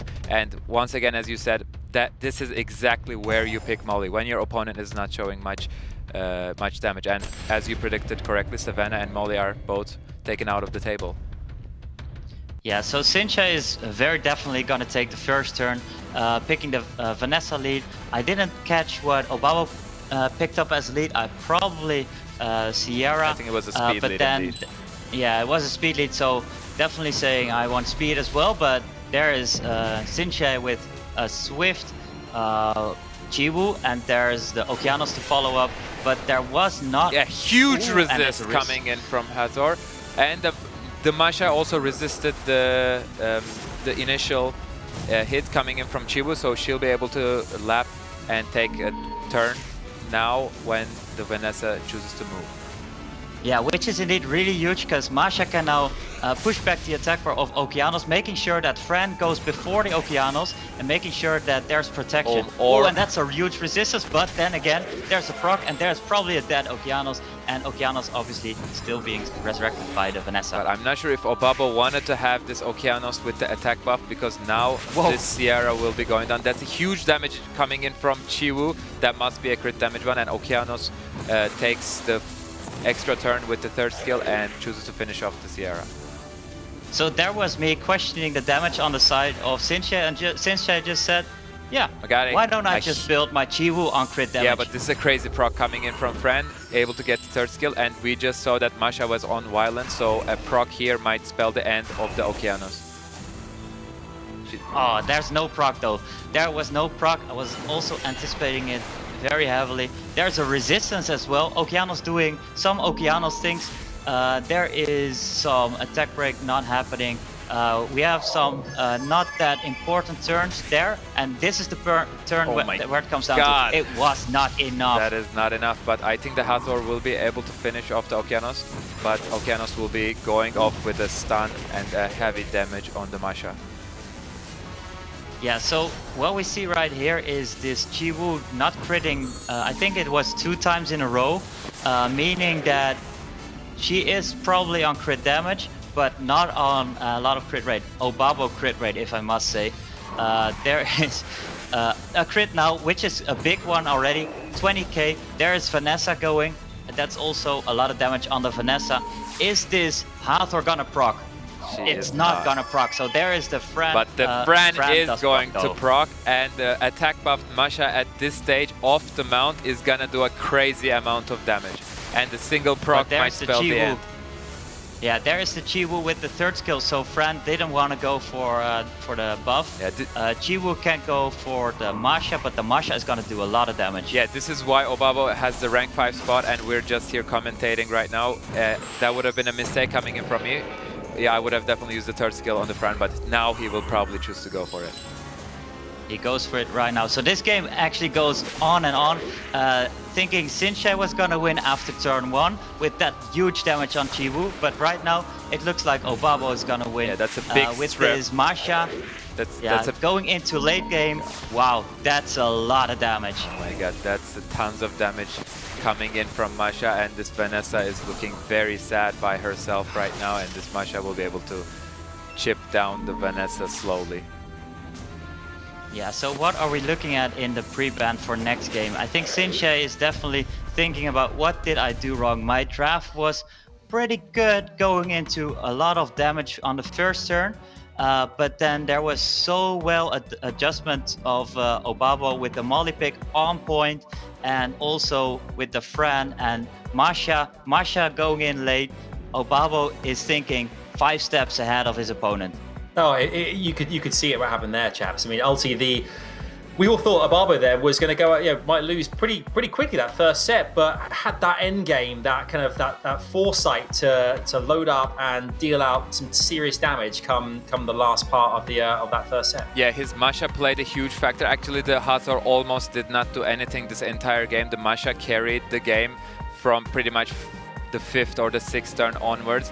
with the crazy procs, especially the first proc, taking down Okeanos and getting rid of the Vanessa passive, and the Vanessa could never move back and have enough turns to be able to get back to passive, and one by one OBABO took down SINSHEI's monsters. All right, it's set 2. OBABO takes this. He goes through to the winner's bracket. Here we are. Yeah, and I think you're in a lot of trouble in the side of SINSHEI. Your composition got through perfectly the way you wanted it, but it just wasn't enough. And now he has the Jaeger, obviously, but Jaeger doesn't go that well into this first turn composition. Maybe he thinks about going on a little bit different path. There's a Hathor right there, obviously a really contested pick, going in very heavily. And there's OBABO being able to get this Han right there. Maybe it's the last pick, maybe he picks it earlier, but I am thinking we're gonna see a Han right here in this game. I want to see a Genny right now in this pick, and most likely OBABO will be picking up his Han, and I think the Dark Mermaid would also be a great answer, but he chooses to go and take over the Okeanos from SINSHEI. We saw SINSHEI's Okeanos doing quite a lot of work, just not enough last game, but OBABO is saying, I'm going to snag that pick right away. Yeah, so what SINSHEI is thinking of probably is if I pick my Ganymede, I'm gonna look at a lot of long game monsters in the end, and probably the Beta, like you said, together with the hand to give a lot of protection from the Hathor Genny first turn. There is picked up the Fran and the Josephine, which I really like. Just trying something else. Josephine is very strong, obviously, against Okeanos, and there's not going to be a Hathor paired up with on the side of OBABO, so there's enough cycling on the side of Josephine to get this passive up. And we see a Molly once again, and this is forcing SINSHEI probably to go for 2 heavy damage units right now. Let's see what he will be choosing to go for. Jaeger. Yes, there's a Jaeger. All right, so the Jaeger is really good in this composition, and then, like you said, he needs to pick another one, because otherwise it's just going to be a ban on Jaeger, and it is a really good, really strong one. Leica in this composition, I love it. Yeah, and Han is a perfect answer to that Leica and the Jaeger, and I'd like to see a Fran ban coming in from OBABO. And what do you want to see banned from OBABO's side? That is the Han being banned. That is the Han. OBABO utilizing the Han very, very well. So SINSHEI probably saw it in his streams how the runes are approximately on the side of OBABO. It's very, very efficient. And let's see if OBABO has enough in this second matchup. He's on winning point, a match point, and he gets the first turn with the Okeanos. Resist? No, it lands on the Hathor, yeah. I also thought it was a Wow, we saw 2 revenges of the Death Knights. Dragon Knights, and these revenges did a lot of damage on this Savannah, but Molly passive heals it up to the max immediately. Yeah, Molly cares not at all. That was a little bit of a Yoda talk coming from me, yeah. But Justice is going to be huge on the Sierra, not going to be able to take her down. Will the Okeanos proc the Josephine skill? No, he doesn't do that, and Sierra, that is a big damage coming in on this Josephine, and probably she will be going down. Yeah, and there's a Josephine that is down, and OBABO didn't want to take his chances. Went for the second skill. He didn't have to strip anything anymore, so second skill, I just want to be safe. Even if I don't land my crit rate, my OBABO crit rate might disappoint me, but still I'm gonna take it. And there's a Leica being bombed up very heavily. This has to be a Leica solo, light Leica solo, or otherwise this is gonna be SINSHEI going into loser's bracket. I think it's looking like SINSHEI going into the loser's bracket right now. I also love that OBABO is not detonating these bombs because there's no sort of cleanse coming in from SINSHEI's side, so OBABO can just let them naturally blow up. Yeah, and what he said also, and I'm very, very intrigued by that, is that Sierra, do you even go for the bombing extra damage? That first skill skills just so well with the artifacts. So it is also a decision that you can make. Just go for the additional damage based on whatever, and then have it do so much damage, so much cycling and Sierra on the side of OBABO is just super strong. Insane. Do you know what? We know as well that OBABO is a streamer, has a strong community out there. If you're an OBABO fan in the chat right now, just have OBABO, just type it. We want to see it. A rainbow wall of just OBABO. 4 clean sweeps, 4 2-0s. We never saw this coming. Ever. Obviously, going into this match, we did think OBABO was going to be the stronger, I think, of the two. He performed, particularly in that second set, incredibly, Ulti. Yeah, basically at the end of the match, he had all 4 of his units at full HP when all of SINSHEI's units were gone. And we know OBABO prepared a lot. There's a lot resting on his shoulders. The community is expecting a lot from him. His fans, everyone. He has fans all over the world. I know he has a lot of fans in Korea as well, and people want to see him succeed, which is a big pressure, but he's not letting that get to his head. He's showing off a great performance and moving to the next round. Indeed, yeah. I think pressure's a good point to talk about as well, because obviously we've got a lot of new players coming into this preliminaries, as well as players that are established. They are very confident going into this, and we've seen, with 2-0 sweeps across the board now, DGP. We've seen that it does play a really important part in succeeding when you get to the big stuff like this. Yeah, I think OBABO just did so much better than last year. He prepared and he did his homework right here. Didn't show that much in his stream anymore. He's saying, this is my priority right now. I'm gonna have fun right here, and let's see where it goes. And this 2-0, it showed dominance, definitely. It showed how strong OBABO is, but it's also a fact that SINSHEI was just having the shortest stick right here in the drawing the shortest stick. I think that's the expression.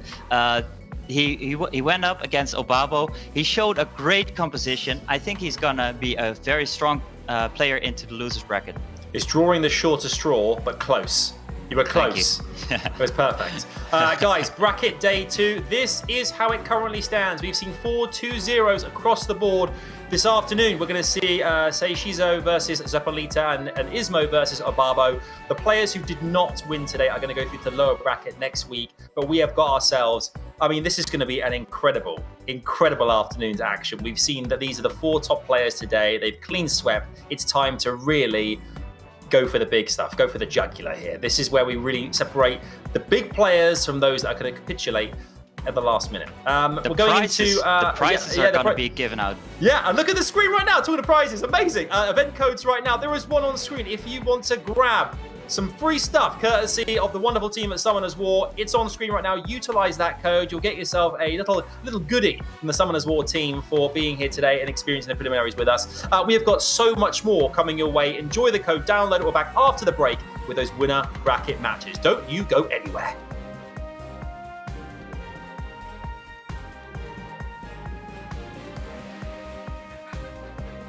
Yeah.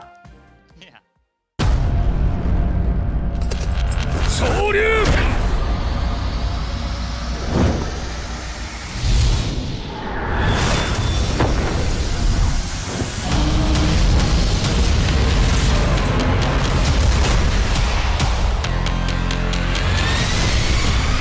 波動拳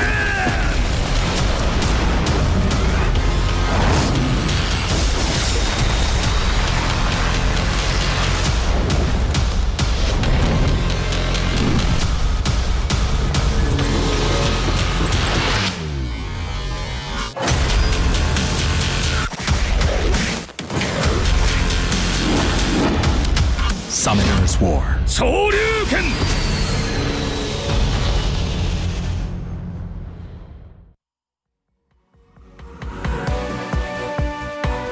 All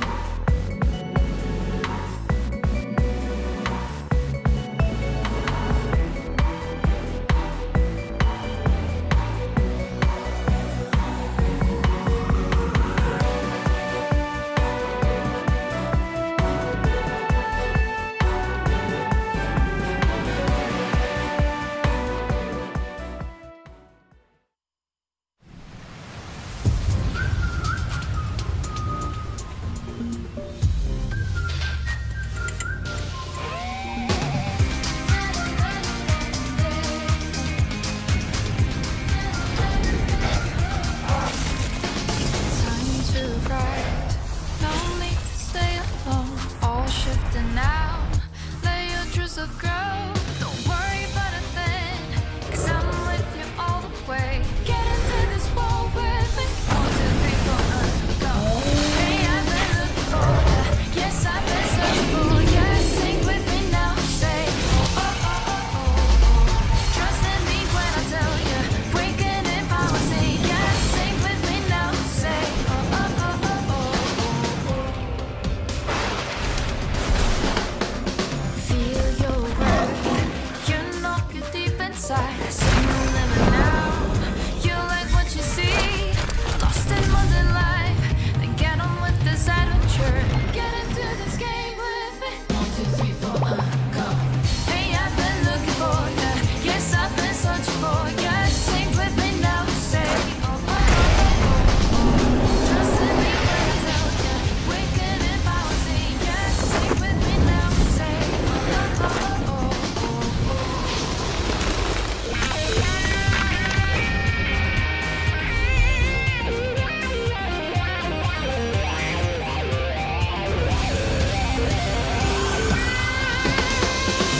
Hey, I've been looking for ya.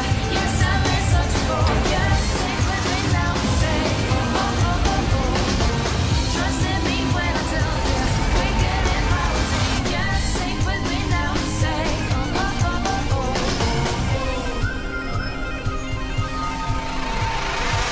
Hey, I've been looking for ya. Yes, I've been searching ya.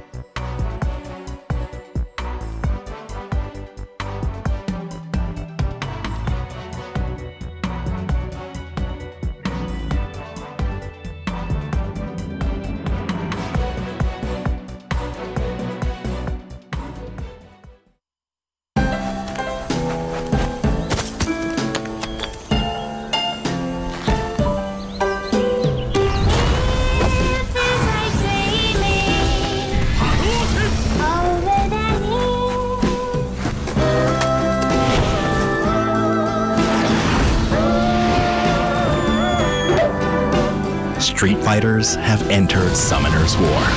Unleash a new world of adventure. Summoner's War. 昇竜拳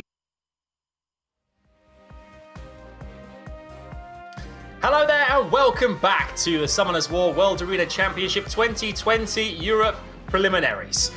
This is great, guys. I'm here obviously with Ulti and with DGP. There's been a lot of chit chats in the chat, thinking that people are saying, why aren't you Why aren't you embracing more after victories? Why aren't you hugging and celebrating together? Because we're not all in the same room. Look, my hands have gone missing. I mean, this is mad. Like we could all pretend that we're kind of holding up the screen right now. Let's do that.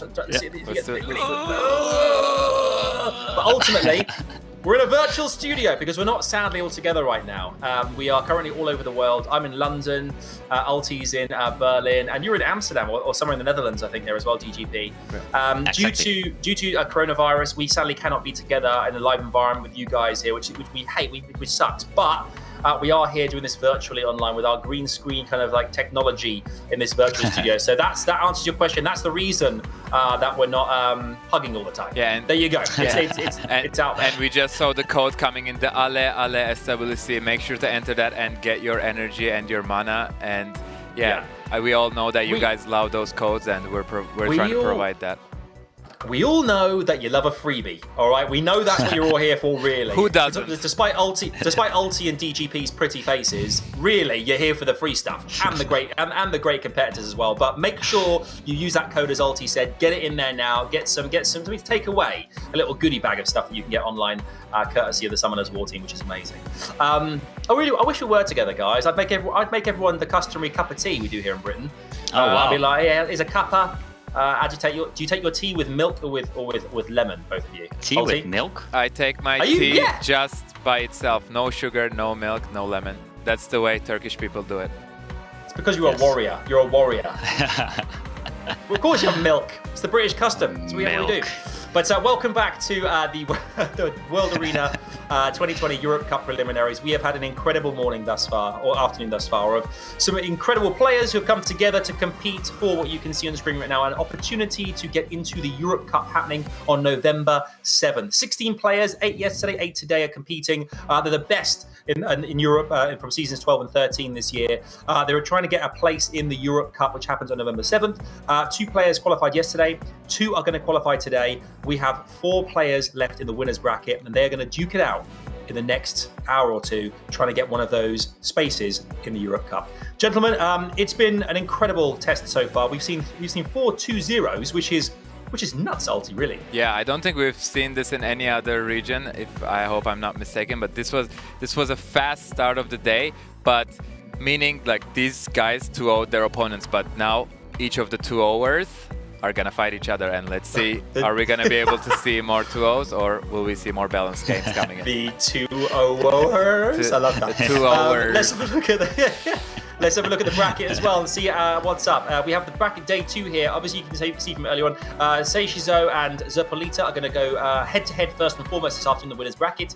ISMOO and OBABO are going to be the second matchup. Now, the winner of each of these matches will progress automatically to the Europe Cup. Those who lose will join the rest of our losers today in the lower bracket, which happens next Saturday. So there's loads more action next weekend as well in the preliminaries. It's been a great day. Very different to yesterday. We've seen some top Summoners War action here. Ulti, this next matchup in particular, SEIISHIZO versus ZERPOLITA. Both players have done a fantastic job here, but ZERPOLITA, in particular for me, looked so strong earlier. Yeah, indeed, he's so strong, and both players are very, very great players, and they've ranked up super high in the last 2 seasons, but I give the edge a little bit to ZERPOLITA here because his box is a very good counter to SEIISHIZO's. He has the Josephine, he has the Amelia. Those are great units to counter the Gianna and the heavy CC comp coming in from Sei. Yeah, we've seen that ZERPOLITA's got a huge rune haul as well. We saw this with Velipity yesterday, though, who sadly couldn't manage to beat Knight. So there's a big chance that SEIISHIZO is going to do this as well. Yeah, there's definitely a big chance on that. SEIISHIZO obviously has some of the best runes of the server, and ZERPOLITA, surprisingly in the last fight, he also showed that he has some of the best runes of the server. So here we have the clash of these two 2-0ers in the previous fight, and well, I'm also giving a little bit of an edge to SEIISHIZO. The Gianna against the Ragdoll Artemil. Oh, it's 3 monsters that everyone wants to see in his own Yeah, box. but Zarko isn't even using those units yet. Let's see if he will be able to utilizing them in this matchup. I just love that yeah. two OOers has become common language now here on the stream, which is fantastic. Okay, Ulti, walk us through SEIISHIZO. These are his stats and his most used lineups. What can you tell us about this? Yeah, once again we can see those like a heavy. He is very consistent. You can see the top 3 monsters from both seasons, 12 and 13, are the same. It's a Gianna, Hathor, Ciara, and we're gonna be seeing those units picked most definitely. And ZERPOLITA, the Spaniard, you know, DGP, this guy, he knows how to summon, indeed. He does know how to summon. His Artemil is quite fresh last year. And the rest of the monsters, I think we've seen him pick quite some anti-CC, whereas SEIISHIZO showed quite some crowd control monsters. So, and here's their highlights.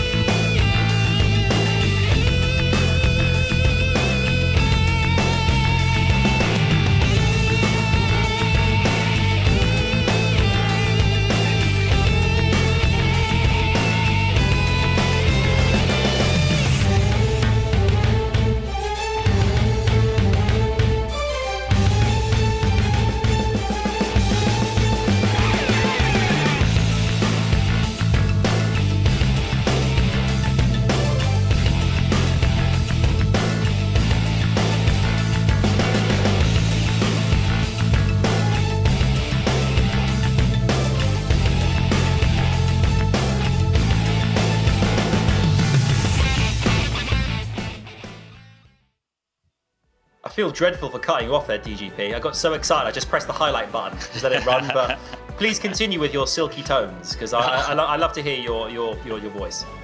All right, thank you. Thank you very much. So ZERPOLITA against SEIISHIZO, I think highly contested pick is going to be Ciara right here. But these players, they didn't have much time to rerune for each other because all the other fights today went by so quickly. So here we have SEIISHIZO and ZERPOLITA pick and ban phase. So the pre-ban is in. It is gonna be the shinies, Ragdoll and Gianna. I love that phrase, the shinies, exactly. And the Ragdoll and Gianna getting pre-banned. Zerpo has the first pick, and most likely we will be seeing a Ciara snagged off.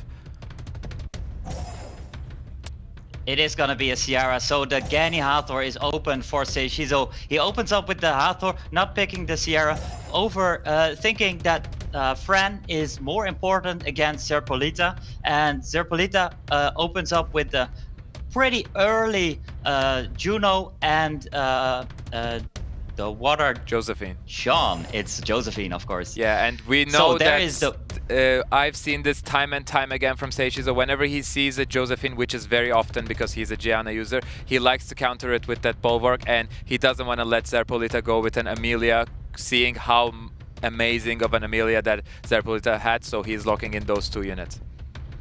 Yeah, locking it quite early, and ZERPOLITA indeed playing a little bit in the cards of SEIISHIZO, but this Diana is going to be very, very scary if led through, paired up with the Antares, because there's going to be quite some turns on the side of SEIISHIZO, and also adding the RNG factor, and I think that is what he needs against SEIISHIZO. SEIISHIZO showed so much dominance in his first fight. ZERPOLITA, of course, also did it, but SEIISHIZO is just known for having such a great rune box. All right, the last pick is going to be in. Is it going to be the Diana counter? It's going to be Tyranius. I think this is going to be a ban on the Diana. I think that is a must ban Diana coming in from ZERPOLITA's side, because Tyranius is also pretty prone to Diana strip from second skill. And what will ZERPOLITA choose to ban out of SEIISHIZO's side? I would like to see either an Amelia or a Bulwark ban. Yeah, we see the Bulwark ban coming in, and the Antares ban from SEIISHIZO. That's going to be interesting. Yeah, very interestingly, leaving out the Diana, saying I do have enough damage to deal with it. I do have enough control on your side. So I'm very curious how that goes. I would give the edge on ZERPOLITA because I would have seen the Diana prevent. And that is a Diana that is not on Will, which is not something we're used to seeing. But once again, the Juno is taking the first turn, landing the strip on only 2 units, but he also gets the stuns. This provoke is going to be crucial. It has to land on the Amelia. Yeah, and the Fran is faster than It Amelia. does not land on the Amelia. This Amelia is going to be able to cleanse both units, but the Fran will be moving in first and losing her turn. Yeah, losing her turn, and the Josephine obviously not being able to strip anything anymore. So this Amelia definitely gonna cleanse a little bit, and moving first before the Tyrannus is gonna set up for a little bit of a nuke. There's a Diana going and going back into unicorn form, doing a little bit of extra damage. That's quite some damage actually on a defense-based monster. So Amelia giving the defense buff, and there's Tyrannus with 10k, decent damage. Yeah, and that's a revenge Diana. We're not used to seeing that. But once again, as you said, Diana dishing out huge amounts of damage on the Tyrannus. We're gonna see a Hathor S3. I think the Josephine skills are on cooldown. Oh no, they're not. She gets the turn. What will she choose to do? Will she do some more damage on Tyrannus? She chooses to do that. Another proc. This Josephine, I want that Josephine. This is a premium Josephine right here. Passive is up again, so if the Hathor would go for another crowd control turn, there was going to be the passive, but the game caught up on my slow wording, and there's the Josephine getting a turn, and the passive is on cooldown again. Yeah, but the Hathor S3 is also on cooldown right now, so he will have to lock down this Josephine using the first skills of Tyrannus or the Amelia. Yeah, so there's the Juno getting a lot of attack bar, getting a little bit of damage on this Tyrannus. There is gonna be second skill, just one strip. Yeah, but that's the target that she was, the ZERPOLITA was working on. So I don't think he's pretty unhappy, because now the dots will be cleansed from Amelia and a huge heal on the Tyrannus. We can say that that is a low HP, high defense Tyrannus, as they all are. That is definitely one of these low HP, high defense. And this is starting to look very scary on the side of ZERPOLITA, because the damage on the side of Tyrannus is just huge. I know what kind of artifact, I just know that one of these artifacts on Tyrannus is insane with the damage on skill 2. And the Tyrannus damage, it can go up so heavily with these artifacts, besides already having a huge impact in games like these with defense on Amelia. So that is very, very strong, very, very scary on the side of SEIISHIZO, and he has packed up quite some heals with the Fran as well. Amelia also with a little bit of heals, so he's going into late game with a little bit more protection than ZERPOLITA with just only the shields of the Josephine. This was a big proc, but into a resistance on the bomb. Will we see this Diana able to take down the Tyrannus? Judging from the first turn damage, I would say so. Yeah, the Tyrannus goes down, and he is in the Druid form right now. Sorry, the Beast form right now, and a proc from Diana here can be detrimental. Just one proc. Is this a proc? No, it's not a proc. And this Amelia is able to go to human form, and while having the safety of the immunity already on Tyrannus, Tyrannus is able to move. If he puts up the third skill, he's gonna be in some trouble from the Diana. So there has to be some work of the Hathor. Ooh, it is already gone. It is gone. The Tyrannus was hoping for a proc into a skill 2 and go back to the Druid form, because as some of you might know, when in Beast form, using the third skill doesn't give his team the defense buff, which is so crucial in this matchup. It is very crucial, and I was saying that ZERPOLITA doesn't really have some heals around, but the damage on the side of SEIISHIZO, it was actually only coming from the Tyrannus, and that just wasn't enough to deal with this high HP Diana. This Diana is stacked with quite some damage with the skill 2, but then also very tanky. Didn't need the will that much in the first turn, but going into late game, dealing tons and tons of damage, and this is the first game for ZERPOLITA. Indeed it is, and the Josephine is proving once again why she is such a strong pick and why she has those beautiful looking wings and the Guardian Transmog. Oh yeah. This Diana actually obviously on the revenge set, because we've seen that revenge quite often. And SEIISHIZO is just buying himself some time into next game, because ZERPOLITA is could be his nemesis. The nemesis against these crowd control heavy compositions that SEIISHIZO brings, and ZERPOLITA bring home the first game. Yeah, and it was absolutely incredible to watch. Well, you could tell the game, this first set was far sweatier than the last kind of couple of games these guys played. I mean, again, Josephine just seems to be the MVP right now, Ulti. Yeah, going back and forth this game, we weren't able to tell who was going to take the victory until the very end, but both me and DGP wanted to see a Diana ban, but SEIISHIZO was saying, I don't want to deal with that Antares RNG coming in. He doesn't want to see those procs, and he saw in the first matchup that ZERPOLITA had how crazy that Antares was. But once again, Josephine lifting his team up on her shoulder and just carrying the team to victory. Indeed. ZERPOLITA, one more round, and he's through to the Europe Cup. What has to be done now by SEIISHIZO to get back into this DGP? Well, SEIISHIZO has to show his Gianna. This Gianna should be faster than all the monsters that ZERPOLITA brings, even though they are really, really fast. So this Gianna has to do him well. And he respects this Juno being super impactful as well. And I think most definitely previous game Diana not banning was a mistake, and he has to adjust. He should keep his head forward. This game is still very detrimental. Sierra first pick on the side of SEIISHIZO, and SEIISHIZO does not want to get too owed.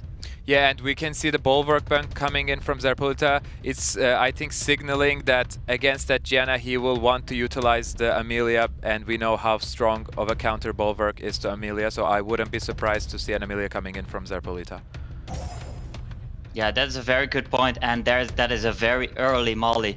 I do not like that, and Ulti, I know for a fact that you don't like that as well, especially as against the bomb-heavy composition. So there's, like you said as well, an Amelia coming from the side of ZERPOLITA, and the Josephine. Well, it could as well be the first pick. We knew he was gonna pick this Josephine. Yeah, and I definitely do not like that molly right there. I would have left it for the last pick coming in from ZERPOLITA, but I really love the Josephine and the Amelia picks. They are very, very good against SEIISHIZO's lineup right now. Yeah, very strong against that. And where in regular play, you're gonna have your Bulwark against this Amelia. In this game, you just don't have that. So right here, we're looking at ZERPOLITA last pick. It could be another immunity, but no, it is obviously showing his Ragdoll. So SEIISHIZO is gonna ban the Molly. He doesn't trust his damage going into late game, being able to snipe a monster before Molly heals it up again. And then on the other side, there was the ban on, help me out, Ulti. I think that there was a ban on the Sierra coming in from ZERPOLITA, if I'm not mistaken. Ban on the Sierra indeed. Yeah, definitely. So we're gonna see Monkey King against God, this Amelia. is crazy, taking in the turn 1 and changing into the human form. This is all she has to do, because we don't have a Ganymede coming in from the enemy side, so she'll be able to, yeah, the whole team is stunned except Vanessa and the Josephine, but she doesn't care. She'll be taking another turn soon, and she will be giving the whole team immunity buff. So the Oracle was taken out on the side of SEIISHIZO, but there's an Oracle right beside me in the virtual studio. Very well thinking that this Josephine was going to get another turn, and she did Violent Proc, so she has her passive up again. Here she is with an additional shield, and not another turn. Wow. This Josephine is massive for ZERPOLITA the whole day. She's the carry of the match already, couple of turns in, but takes a huge amount of damage from the... Oof. That's a heavy damage Shiho, meaning that he might not have that much HP, but he has the immunity and the invincibility right now, meaning that he's safe. Yeah, he's gonna be very safe, and like you said, this damage on this Shiho was huge. And also in the first hit, first skill is gonna be 10k already with attack buff, without armor break. So that is a huge hitting Shiho. And Shiho obviously being so fast with the Speed Awakening, being able to cycle through, and I think it is already going to be the turn of Shiho where he's going to be able to get this Josephine off the board. And there's an additional proc going for the Amelia now. This looks very nice for that's SEIISHIZO. a crazy amount of damage onto the Amelia coming in from Shiho, and Shiho says, if Josephine can proc, I can proc as well. And suddenly things are not looking great for ZERPOLITA. He has no sustain on his side except self-sustain coming in from Amelia, but that will not be helping him, and this game is looking won for SEIISHIZO. Yeah, it's looking very one for SEIISHIZO, and SEIISHIZO counting the countdowns, knowing that wouldn't be able of could bomb obviously the Ragdoll, but it would be cleansed immediately by the Amelia. So right here we're looking at two shinies that are very highly contested if you have them at least, and the Gianna just shows that she has more impact, is on a higher pick rate in Guardian RTA. This Diana is just so strong. Yes, she is very strong, but still SEIISHIZO has to be a little worried about this Ragdoll, because we know how much that Torrent can hit, but SEIISHIZO is a very experienced player, and I don't think he's going to be letting that Ragdoll solo him.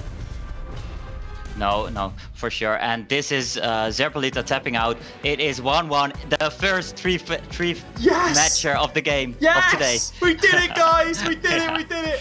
Do you know what? It's absolutely amazing. I think you can see my virtual studio right now. Look at me. I'm disappearing into the invisible man. I think that's what we're so excited to see actually as well. You know, we're at a position now. We're at a point where we're getting to see that the top players really are going ahead. I've completely disappeared. I'm losing. Adam, don't leave us, Adam. I've interacted with my parents in the past. I'm talking to Marty McFly. But no, I think that's the thing is I think with ZERPOLITA and SEIISHIZO, we're seeing that they're the two players that we regard as being top caliber here, and they really are going the distance. And that is the fine margins between the champions who get to the Europe Cup and those that go into the lower bracket at this point, Ulti. Yeah, I agree with that statement coming in from Adam, and I'm glad that you're back with us. I was getting very scared at that point when I could just see your head. My parents dance at a high school dance, and now everything's fine. The future's fine. Nice. But you're absolutely right. We see a very head-to-head match coming in from these two players, 1-1. We're going to be going into a deciding game 3, and we saw how strong SEIISHIZO can draft around that Gianna, but he most likely won't have access to the Gianna, and ZERPOLITA will have his trusted Juno thanks to the SWC2020 tournament mode. And Diana. There is going to be a Diana on the board of ZERPOLITA again, maybe. And this was very big in the first fight and might also be really big right here.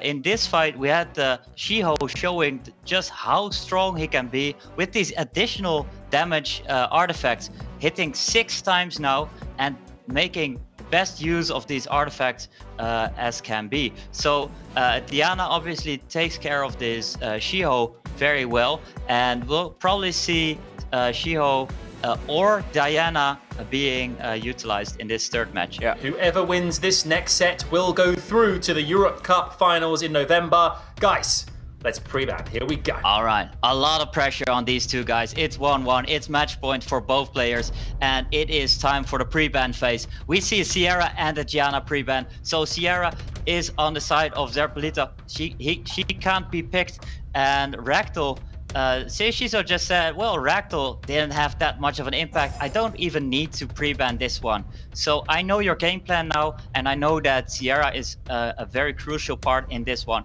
So she is taken away. You can pick Hathor, but I haven't seen it before from ZERPOLITA in this preliminaries. So maybe, we see a Molly. I don't like this at all. I don't like where this is going. Yeah, I don't like seeing that Molly first pick. We've seen it fail time and time again, especially in the America's Cup, especially when she is first picked.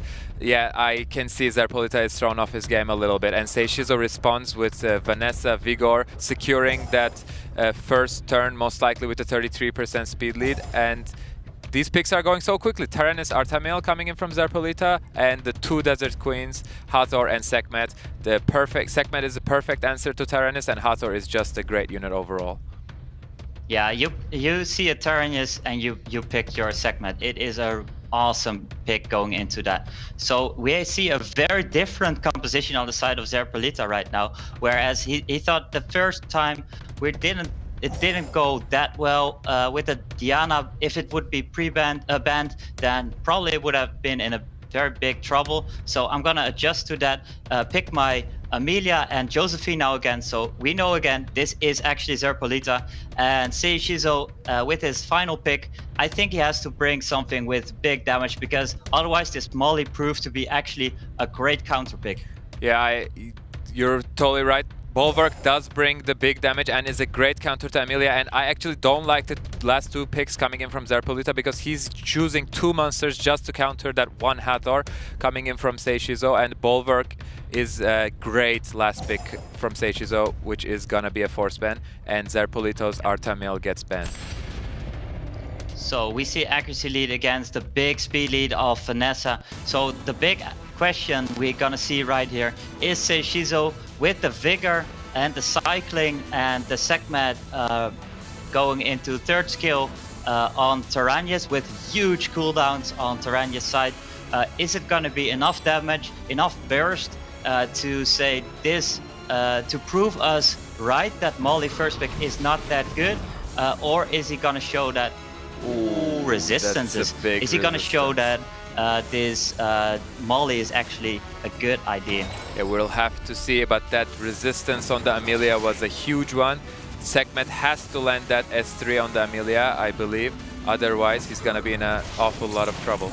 He goes for the Tyrannus, lands the increased cooltime, and steals the immunity buff. This will give the Vanessa a chance to nuke the Tyrannus down. Doesn't get the defense break, but does get the proc into a decent chunk of damage. Yeah, so what has just happened is that Tyrannus skills just got reset into a huge cooldown, and the rest of these 2, 3, 4 turns we could just skip them, because there's gonna be a lot of going back to full HP on the side of ZERPOLITA. Another resistance coming in from Amelia. This is looking like 100% resistance Amelia, even though she was not on Will Runes. She is doing her job right now, and she's going to be able to cleanse the entire team from ZERPOLITA. Yeah, so the team of ZERPOLITA is on immunity. Amelia did her job, showed it. Josephine once again. His friends. Yeah, Amelia showed his friends, I can protect you all. Just like in the trailers with the light Amelia, putting them back on their feet. Oh my god, another third Wow. resistance of the match coming in from this Amelia. Everyone watching in, build a swift off-will full resistance Amelia, and that's a huge nuke coming in on Vigor with a defense buff Tyrannus, and this could be a proc on Vanessa passive. It is not. So, proving me very wrong that these turn 2, 3, 4, and 5 are not going to be that big, because this Tyrannus does a lot of damage on this Vigor. Vigor obviously is not on high base defense, and being stripped now, Tyrannus does have a little bit less of his damage, obviously, but the second skill nuke is pretty big and on a short cooldown. So this Vigor is not looking that well, and I think on the side of ZERPOLITA we see the Molly doing some work, but the damage wouldn't be enough anyway, because this Amelia composition just resisted basically everything. Yeah, this Josephine is so scary, proccing every turn and not giving Hathor any chance to do anything, and she will have to go for the third skill, but giving Josephine an extra turn and a shield on the entire enemy team. He's going for the fourth time. This time it is not resisted, but the Amelia sleeping means that Josephine will be getting an extra turn, and Molly pulls the Amelia back up to full HP.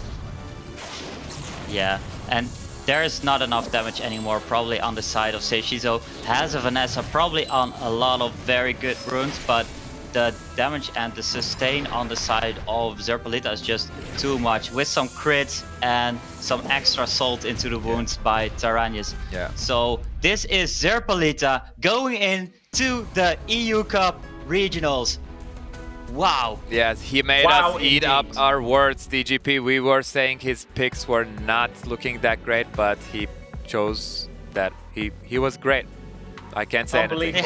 Unbelievable. You said it right there. He was great. It was ultimately the rise of the resistance in that. It was just constant resisting back and forth. I mean, I guess at this level, the counterbalance between the two players there and just hitting back. Ultimately, we expect nothing less when it comes to a winner's bracket matchup. Yeah, I'm at a loss of words because that Amelia, she was off will and Hazor took the first turn, and I was very afraid for ZERPOLITA, but Amelia is showing the power of resistance, resisting that sleep, the 2-turn sleep coming in from SEIISHIZO, and that was pretty much what sealed the rest of the match. And then it was just business as usual coming in from ZERPOLITA, slowly chipping down the units of SEIISHIZO with that Terranist that is defense buffed up. Yeah, I mean, DGP, you've been in this position before. You know, you've been in prelims, you've qualified, you've won the Europe Cup in 2018. Like when you watch the plays that are coming from our players right now, do you see kind of the way that you would play the game personally, or are you seeing a lot of new stuff that you're kind of thinking, wow, that's a great way of attacking that particular situation? I think ZERPOLITA is adjusting and did his preparations very well. What I am mostly thinking is that SEIISHIZO prepared mostly for Rosie, and in this composition with the Molly pick, I'm not so sure about the composition that SEIISHIZO brought to the table. There wasn't that much of a burst, and there was some crowd control. He picked the monsters that Molly actually wants to face. So Molly being a counter pick, being picked in the first round, and then showing, well, I could fit in this draft very well. Indeed. Always expect the unexpected. Always. Okay, day 2, the bracket. Let's take a quick look here. SEIISHIZO, ZERPOLITA 2-1. The victor, ZERPOLITA, progresses and goes straight to the Europe Cup in November 7th. That's going to be huge. I can't wait to see what he brings to the table there, but we still have one match left this afternoon on our day 2 here of the World Arena preliminaries, and this is getting very exciting, guys. We have got 2 stalwarts going head-to-head. ISMOO versus OBABO. This is going to be a huge one for you guys watching as well at home. The chat, make sure that there's so much hype here because this matchup definitely deserves it. This is a exciting prospect, this particular match. We're kind of expecting, I guess, OBABO in a way to go all the way, seeing as his track record's, unbelievable. But Ulti, what are you hoping to see from both players going into this matchup? I think OBABO is definitely the person that is favored in this matchup, but once again, talking about this, ISMOO is the underdog, but that might come to his advantage because there's a lot on OBABO's shoulders right now. He has to win this match. He has to make his appearance count, and he has hundreds, thousands of people cheering for him. And this might be of his assistance, but it might also be what takes him down. Yeah, indeed. I mean, DGP, where's your head at going into this one as well? Because obviously, familiar with these kind of players, they bring a lot to the table, and they've got, superb, rune. They've done a lot of rune farming. They've got the great lineups as well. What are you hoping to see? Well, I'm hoping to see a close match, not the match that on the paper it's looking at. OBABO I think he's the favorite by a long shot right here. I want to hype up this match because it's definitely a fight that you're looking at that is going to be very important going into the regional cup right here. But OBABO, man, he showed so much strength right here. And I'm very curious if ISMOO can prove me just as wrong as ZERPOLITA proved me about SEIISHIZO. Yeah, what can you tell us about Ulti? What can you tell us about ISMOO's lineup here? He's from the Guild Fury and he's looking furious, and he is the underdog right now, but he might prove us all wrong, and we can see some overlapping on these 2 players' picks. We know that OBABO really likes his Ciara, his Fran, and his Barbara, and I think there's going to be a bit of a competition between those picks. Can I get, from you, TGP, can I get a big OBABO? OBABO! My man. Wait, OBABO. Yeah. What are you saying about his lineup there as well? I mean, impressive deck. I mean, impressive pick from season 12 and 13 there. Looks like a solid group of units. Yeah, the man has just so much versatility. I'm very curious what he brings today. Can't wait to see it. Here are the highlights from earlier today.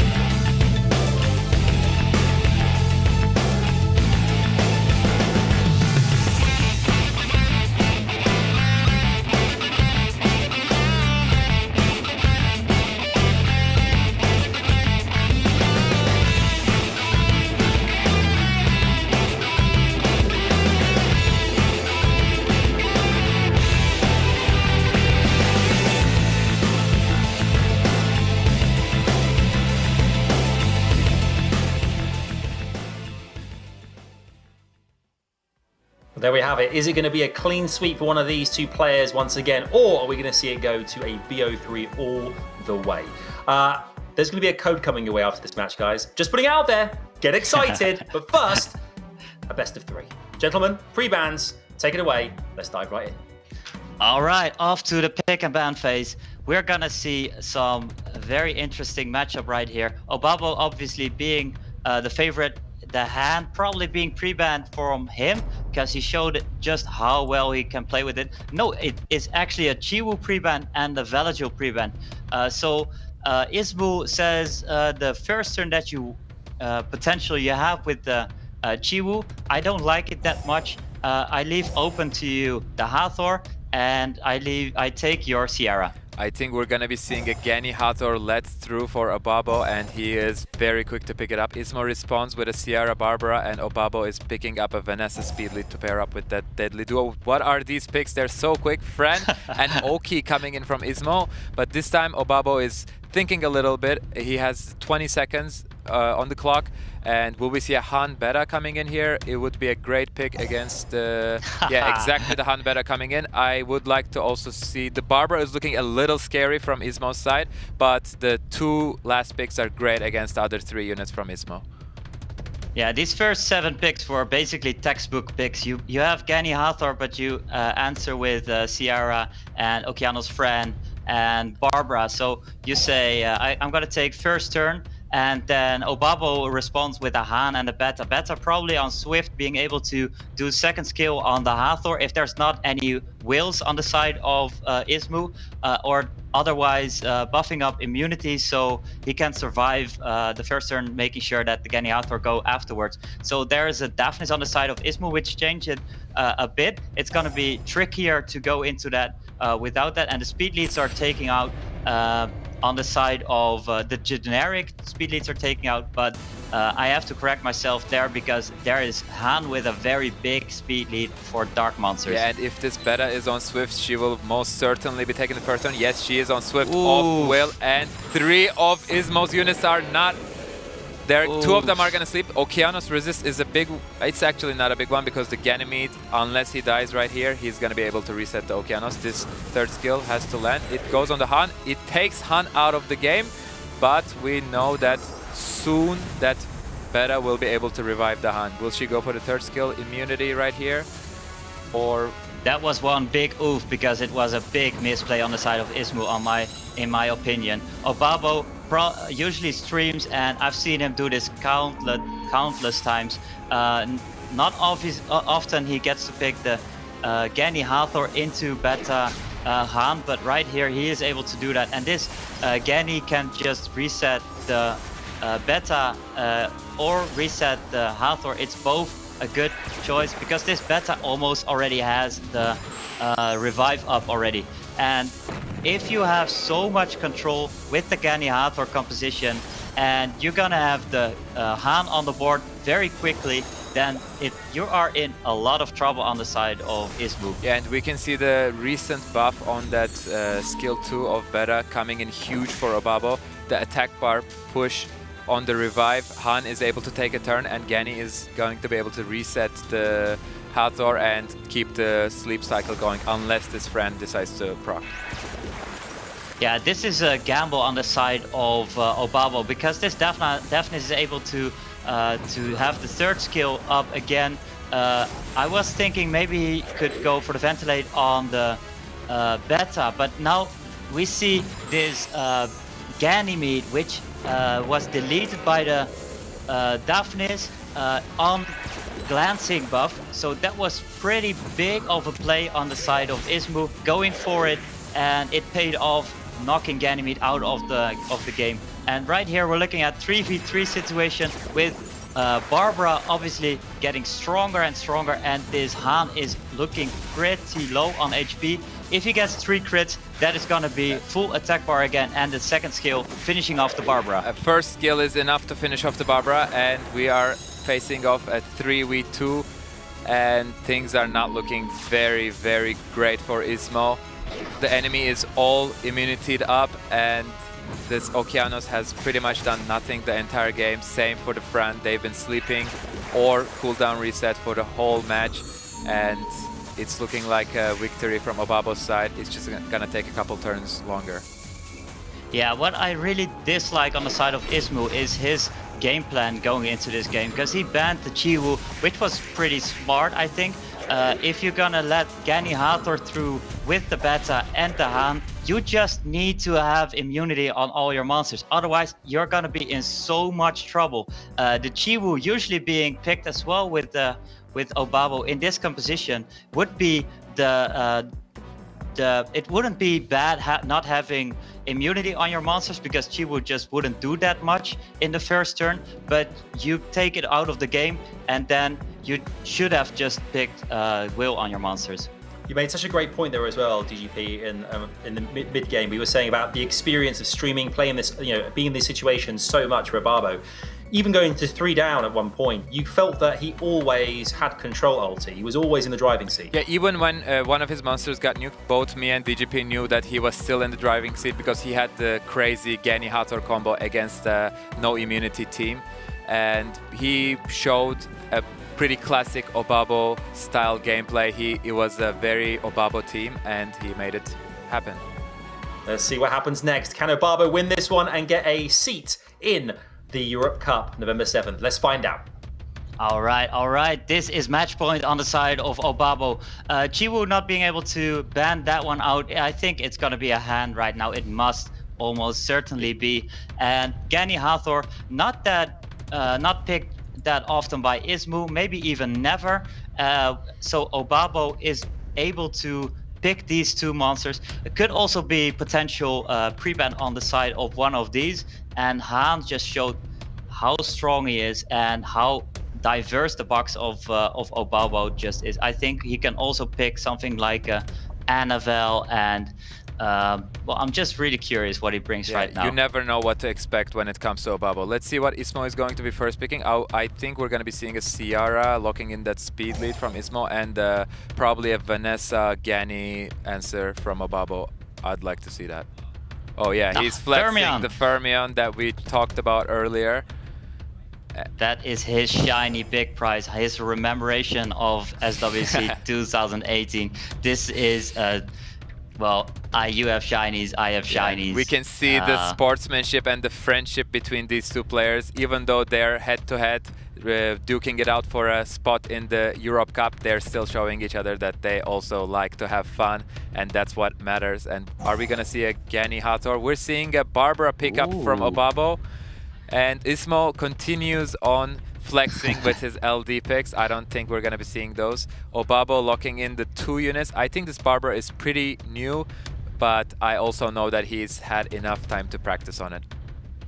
This Barbara is actually really new. This Barbara is, I think, maybe a month or half a month old, and that is huge summon there from OBABO quite early, shortly before SWC prelims. So we have the Gani Hathor composition on the side of OBABO together with Chiwu and the Barbara. That is so scary looking. And ISMOO has a little bit of protection with the Velajul, but because the Chiwu, he can't outdraft it in a way that he has 2 AoE immunity bringers against no AoE strippers on the side of OBABO. So probably, well, I can just say probably and lower the speed of my sentences now. Just Okeanos and Amelia, I didn't really know what he was going to pick right there. Yeah, but choosing the double immunity, I think it's a must against this composition coming in from OBABO, packing the heavy CC and strips, AoE strip coming in from Chiwu, single target strips coming in from Barbara and Hathor. These are the sort of teams that you hate to face off in regular season. And rounding off the draft, possibly with a Diana, a great pick against Amelia, Vigor, Velajul and Ciara. The only unit that Diana doesn't like in ISMOO's side is the Okeanos, which might be the ban. Yeah, it might definitely be the ban. And Chiwu, I think, is a must ban on the side of ISMOO, but then you're still fighting the Gani Hathor composition again. We could also see a ban on the 2 speed leads, I think, because if ISMOO... Oh, we see a ban on the Amelia. That's also a solid choice, because we know Amelia is the bane of CC players' existence. Yeah, it is. So we're going into round number 2. OBABO on match point. Is this his fight going into the Regional Cup of Europe, or is ISMOO not gonna be too old, bring it into third games? This is Okeanos getting the first turn because of the speed lead advantage, going into Barbara, and he is able to reset the Barbara. He knows that the Hathor is moving before Ganymede, but he still chooses to go for the Barbara first because he will have the immunity up coming in from Velajewel. The resistance lead coming in big there. 3 resistances on the side of Barbara, and there is a big sleep on the side of on the side of Velajewel. In the wrong element, it is always very risky, but it pays off right here.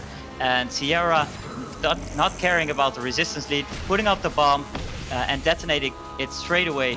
There's half of the HP gone on the side of Hathor. And Diana, is she gonna do Diana things? I think OBABO is hoping for those Diana things for sure. A pretty huge amount of damage. That was 3k per hit on the Diana. That is one hell of an artifacted Diana if I've ever seen one. Yeah, it is very hard. What are you gonna reset? Because this Velajewel is still having the immunity up. And, I love this play coming in from OBABO, resetting the Diana, letting her cycle once again. And if we see a huge proc from Diana, oh my god, will this be a Diana solo? That is a dead Sierra for sure. Yeah, this is OBABO, known for his very aggressive playstyle, giving the attack bar, the skills up again for the Diana. And he knew that with the Barbara probably being able to finish it off is if the Diana didn't proc that turn, but didn't need it. Diana just gonna be very scary going into this late game. He doesn't even need this Gany Hathor with the Velajewel buffing up immunity. This Diana is gonna be super scary. Yeah, this Okeanos has to quickly get his skills back up. This Diana is still facing 2 fire units, and we know that she is not a big threat against fire units because she won't be able to cycle back those turns as easily, but she'll most likely be going in for the Vigor here and doing a ton of damage. Yeah, he wants to get rid of this Vigor very quickly, not going into the second skill, shielding up this Barbara, because he says if this Vigor is off, if he doesn't have his turn cycling and a little bit of heal on the board, this Diana and Barbara on human form is probably enough damage on these 2 heavy fire. Yeah, but we know monsters. that the Barbara in the human form is very, very squishy, so even these 2 fire units with a lucky crit can take her down. And as DGP just said, the Diana doesn't even have to cycle. She can just give her team the shields.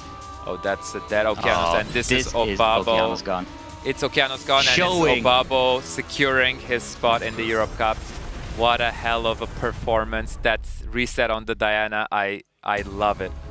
It was great. Yeah, this OBABO is showing so much dominance in this preliminary. Going into the Regional Cup of Europe, second Guildie, I am very happy. OBABO showing us his strength. Well done. Little clap there. Unbelievable, unbelievable scenes, guys. Unbelievable scenes. Hey, you can see our hands now. They're not just down here. And they're gone again. Do you know what? I think we're in a virtual studio. That's why.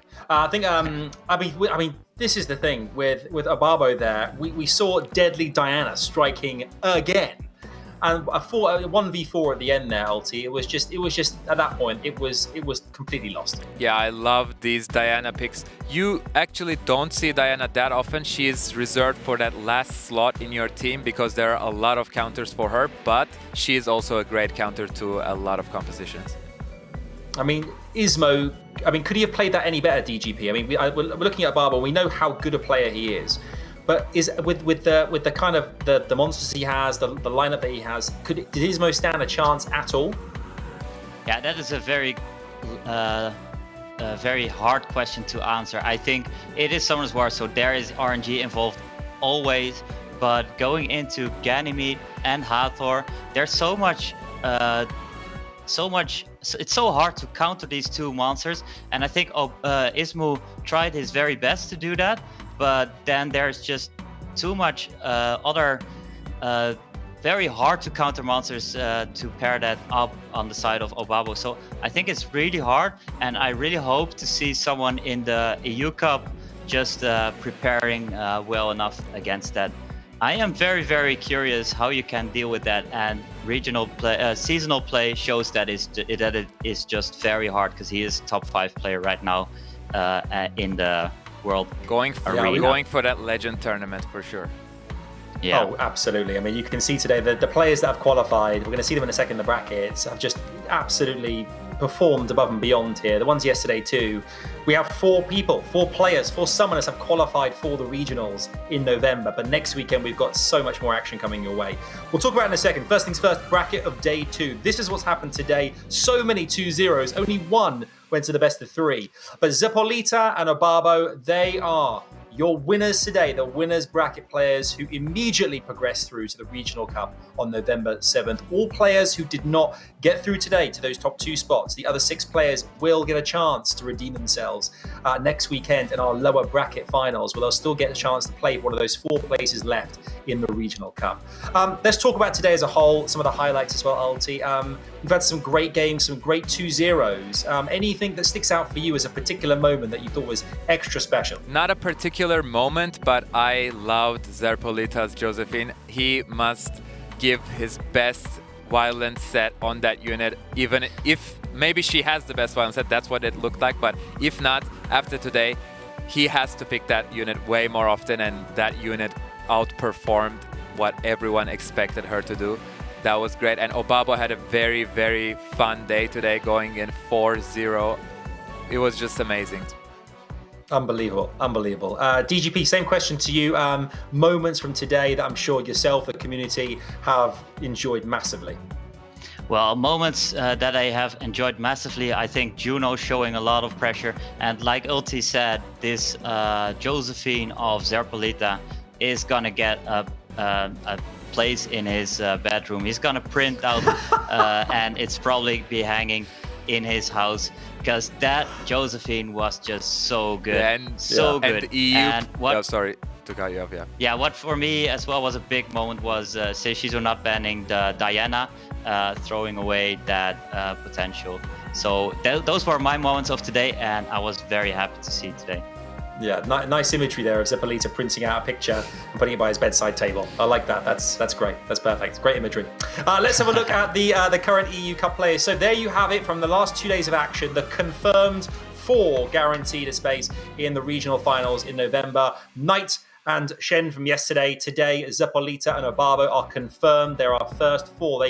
They're half the deck going into the Europe Cup this year, 2020. I want to have a round of applause for these 4 players quickly. The slow well clap. Done, guys. Smashed it. Get some hype in the chat. Hype in the chat for your favorite player.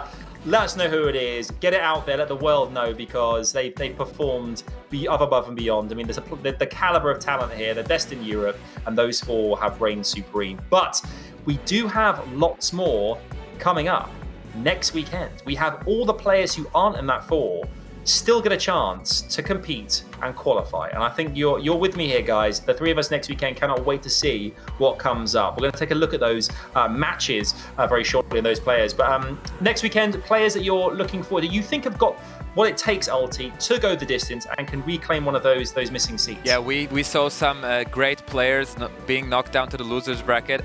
I'm very excited about seeing all of these players trying to climb back up, but I'm especially excited to see what Unarmed has planned for us for next week. Oh, yeah.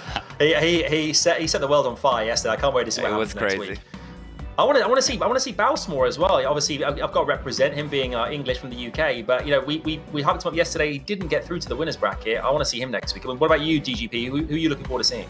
Well, there's only 4 more spots to give on the EU regionals, and there's so many strong players to compete for these. So Rosie, Baus, Philly, SEIISHIZO all went into the losers bracket, and there's Dark, right? Well, I can't stop. I can just name all the 12 players that we're gonna see next weekend, because they all put up a show, and there's only 4 more spots to give. So that's gonna be very, very tight, and these guys are gonna have, maybe they take days off of work, because they have to prepare and they have to fight for this final chance to go into EU Regional Cup. Yeah, expect that. If you're a boss of one of the players here, expect to have a call going, yeah, I feel really poorly. And they're just grinding away. Big thank you from me, actually, to the community. Thank you so much for welcoming me into the mix here. I've loved this. This has been great, and I can't wait for next week as well. You guys have been amazing. I think I love you both, weirdly. DGP and Ulti. I think I've just... we're a boy band now, so it's fine. Yeah. Look at our matching outfits. But we've got, so much more coming away next week. Just thinking about it, like Rosie, like last year's champion. Vilipitu came so close yesterday, and who's been, in amongst it or thereabouts the last few years. I hope he gets to kind of re-perform as well on the big stage. But there you can see on the screen here right now, guys, the community, there was a code there for you. Thank you so much for being with us. That is for you to take away a lovely little goodie bag. Or in the UK, we call it a doggy bag. Good thing to take away that you can enjoy ahead of next week's action. Ulti, excited for next week? I'm super excited, and I want to close off by saying thank you to all the people watching, thank you to the production staff, thank you to my co-hosts, and also, once again, due to Corona, we're not able to be in the same room, but we can still, I think, give each other some energy. Yeah, let's have a weird touching of virtual fingers. Come on. Wait. Up. Touch. I look in this direction, right? Yeah. Touch. Oh no, wait. Yes, we got it. It's like one of the weirdest things ever, but there's so much energy there, so much feeling. But yeah, it's gonna be great next week. Make sure to get those coupon codes. Thank you for joining us for the last 2 days of all-out Summoners action. It's been absolutely incredible. You guys have been amazing in the chat as well, and keep the hype alive online. Obviously, we love to hear from you guys. We love to see who you're rooting for next week and how happy you are that your favorite player qualified as well. Thanks for watching. Take care. It's been a pleasure. We'll see you next Saturday for the lower bracket. Until then, take care.